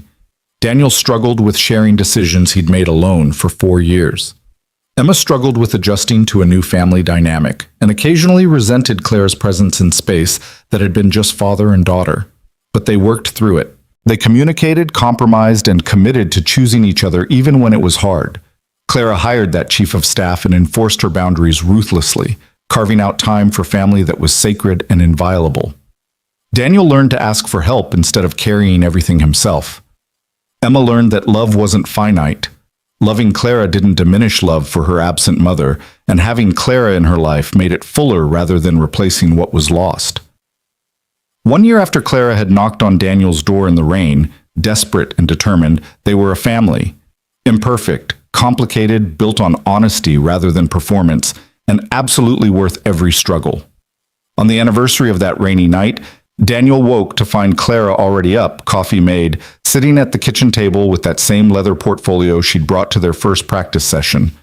"Please tell me you're not working on our anniversary," Daniel said, only half joking. "Not working," Clara said, looking up with a smile that made his breath catch, even after a year. "Planning." "Planning what?" "Our future. I've been thinking about the past year, everything we've built, everything we've learned, everything that's worked and what hasn't, and I realized I want to make some changes." Daniel felt a flutter of anxiety. "What kind of changes?" Clara pulled out a document and slid it across the table. "I'm stepping down as CSO." The words didn't make sense. Daniel read them again, trying to process. "What? Why? You've been incredible in that role.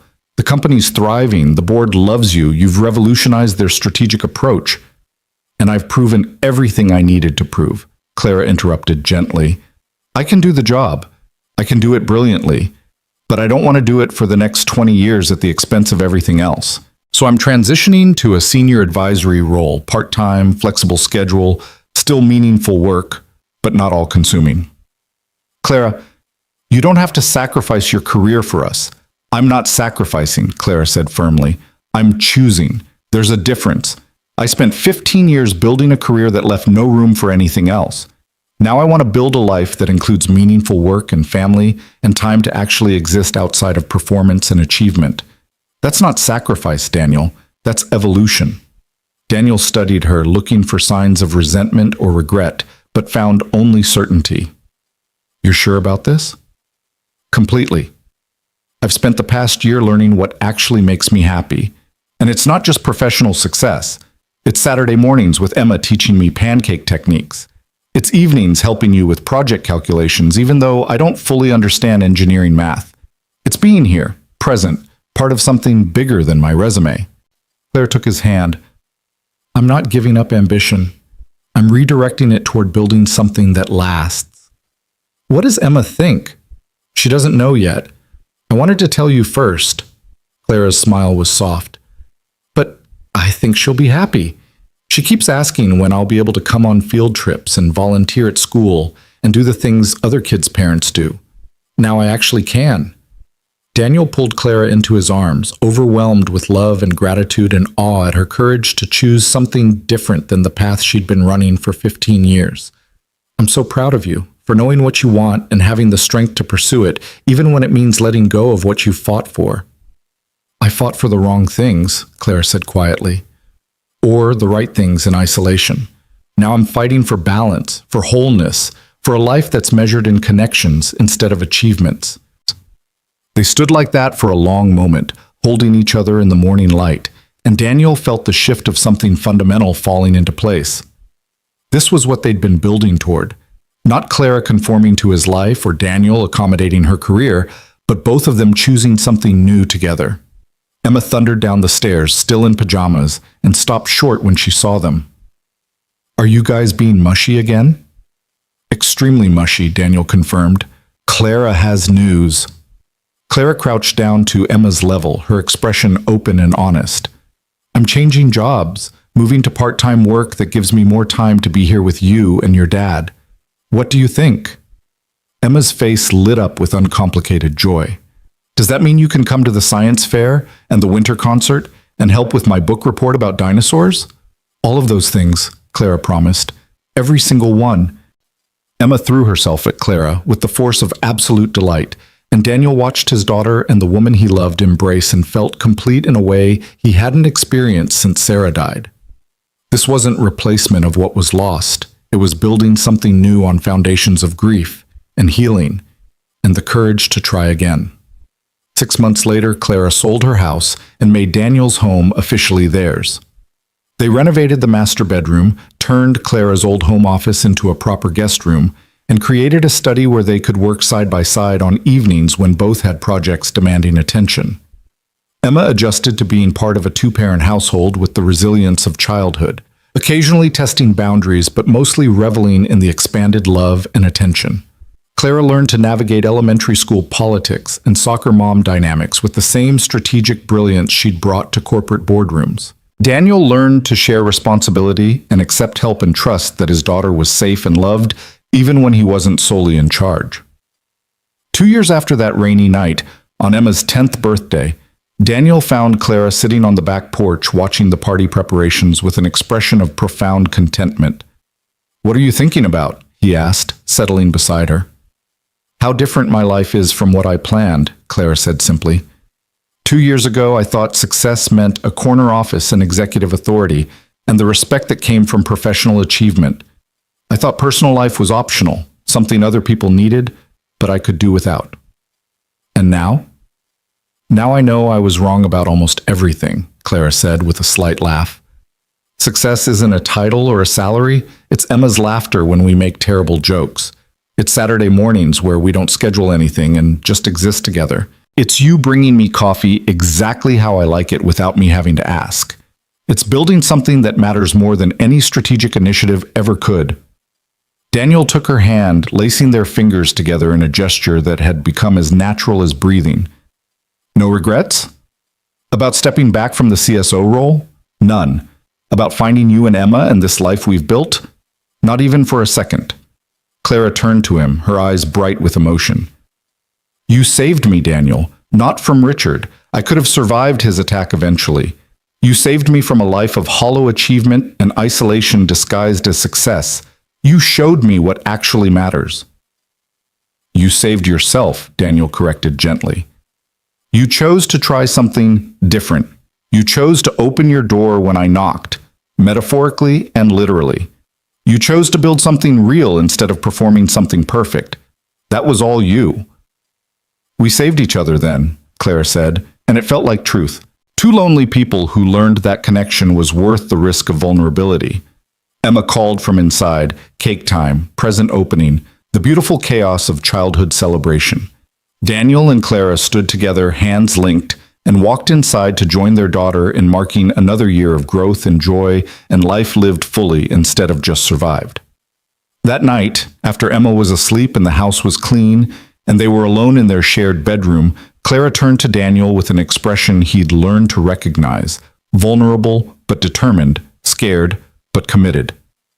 I want to ask you something, she said, and I need you to be completely honest. Always, Daniel promised. Do you think we should get married? The question hung in the air between them, weighted with significance and possibility. Daniel thought about the past 2 years, about rainy nights and corporate warfare, and building something real from the ashes of loneliness. He thought about Emma's easy acceptance of Clara as family, about shared mornings and integrated lives and the deep comfort of partnership. Yes, he said simply. I think we should get married. Not because we have to prove anything or because it changes what we've already built, but because I want the world to know you're my family, officially, legally, permanently. I want to stand up in front of everyone we know and promise to keep choosing you for the rest of my life. Clara's smile was radiant through tears. I was hoping you'd say that, because I want the same thing. I want to be Emma's family, not just in practice, but in name. I want to promise publicly that I'm all in on this life we've built. I want to choose you every day and have that choice witnessed and celebrated." "Is this a proposal?" Daniel asked, his own eyes suspiciously bright. "I think it is," Clara said with a laugh. "Not very romantic, is it? No ring, no plan, just a question asked in our bedroom on a Tuesday night." "It's perfect," Daniel said, pulling her close. "Because it's honest and real and exactly us. So yes, Clara Monroe, I will absolutely marry you." They married 6 months later in Daniel's backyard. Emma's backyard now, really, the space where she'd played and grown and learned what family could look like when built on intention rather than biology. The ceremony was small, intimate, attended by people who mattered rather than professional obligations. Margaret Chen officiated, her voice warm as she spoke about courage and choice and building lives that reflected values rather than expectations. Emma stood between them as they exchanged vows, her hands held by both adults, physically connecting the family they'd become. Clara promised to honor Sarah's memory while building something new. Daniel promised to support Clara's evolution and growth, even when it meant change and adjustment. Both promised Emma that she would always be at the center of their family, loved and protected, and given space to become whoever she was meant to be. When it was over, when the vows were spoken, and the simple gold bands exchanged, and the kiss shared to enthusiastic applause from their small gathering, Daniel looked at his wife and daughter and felt complete in ways he'd stopped believing were possible. This was what mattered. Not corporate titles or professional achievement or the respect of strangers. Family, built intentionally. Love, chosen daily. Lives integrated through honest effort and the willingness to be vulnerable. 5 years after Clara had knocked on his door in the rain, Daniel stood in his backyard, their backyard, and watched his wife help their daughter prepare for her first middle school dance. Clara was laughing at Emma's anxiety about what to wear, offering gentle guidance while respecting Emma's autonomy, and the easy comfort between them was beautiful to witness. "Dad," Emma called, "come settle this. Clara says the blue dress is more age-appropriate, but I want the one with the sparkles." Daniel joined them, taking in the scene with paternal amusement. "Why not both? Blue dress with sparkly accessories?" "That's actually brilliant," Clara said, shooting him a grateful look. "Compromise and everyone wins." Emma considered this, then nodded. "Okay, but I'm wearing the sparkly shoes too." "Deal," Daniel agreed, and Emma ran off to try the combination. Clara leaned into Daniel's side, comfortable and close. "We're doing okay at this parenting thing, aren't we?" "Better than okay," Daniel said. "We're doing great. Emma's happy, well-adjusted, thriving in school and friendships and activities. We're communicating well, setting reasonable boundaries, giving her space to grow while maintaining presence and support." "I never thought I'd be good at this," Clara admitted. "The domestic life, the parenting partnership, the prioritization of family over professional identity. But it turns out I love it. I love being Emma's parent. I love being your partner. I love the life we've built more than any achievement I accumulated in my previous existence." "No regrets about the career you left behind?" "None. I still do meaningful work. The advisory role keeps me intellectually engaged and professionally relevant. But it doesn't consume me. It doesn't define me. I'm so much more than my resume now." Clara smiled up at him. "I'm a wife, a parent, a friend, a person who exists in multiple dimensions instead of just one. That's success, Daniel. Real success."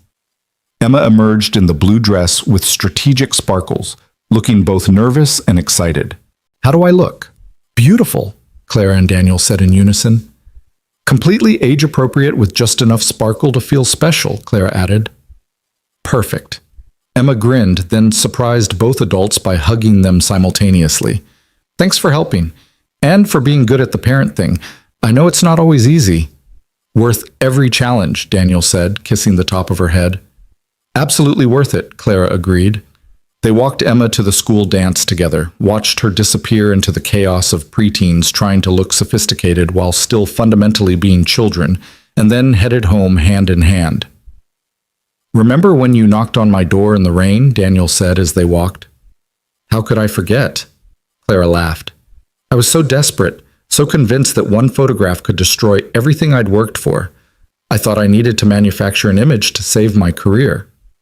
Instead, you found a family. Instead, I found everything that actually matters, Clara corrected. Career preservation turned into life transformation. Fake relationship became real partnership. Strategic positioning became genuine love.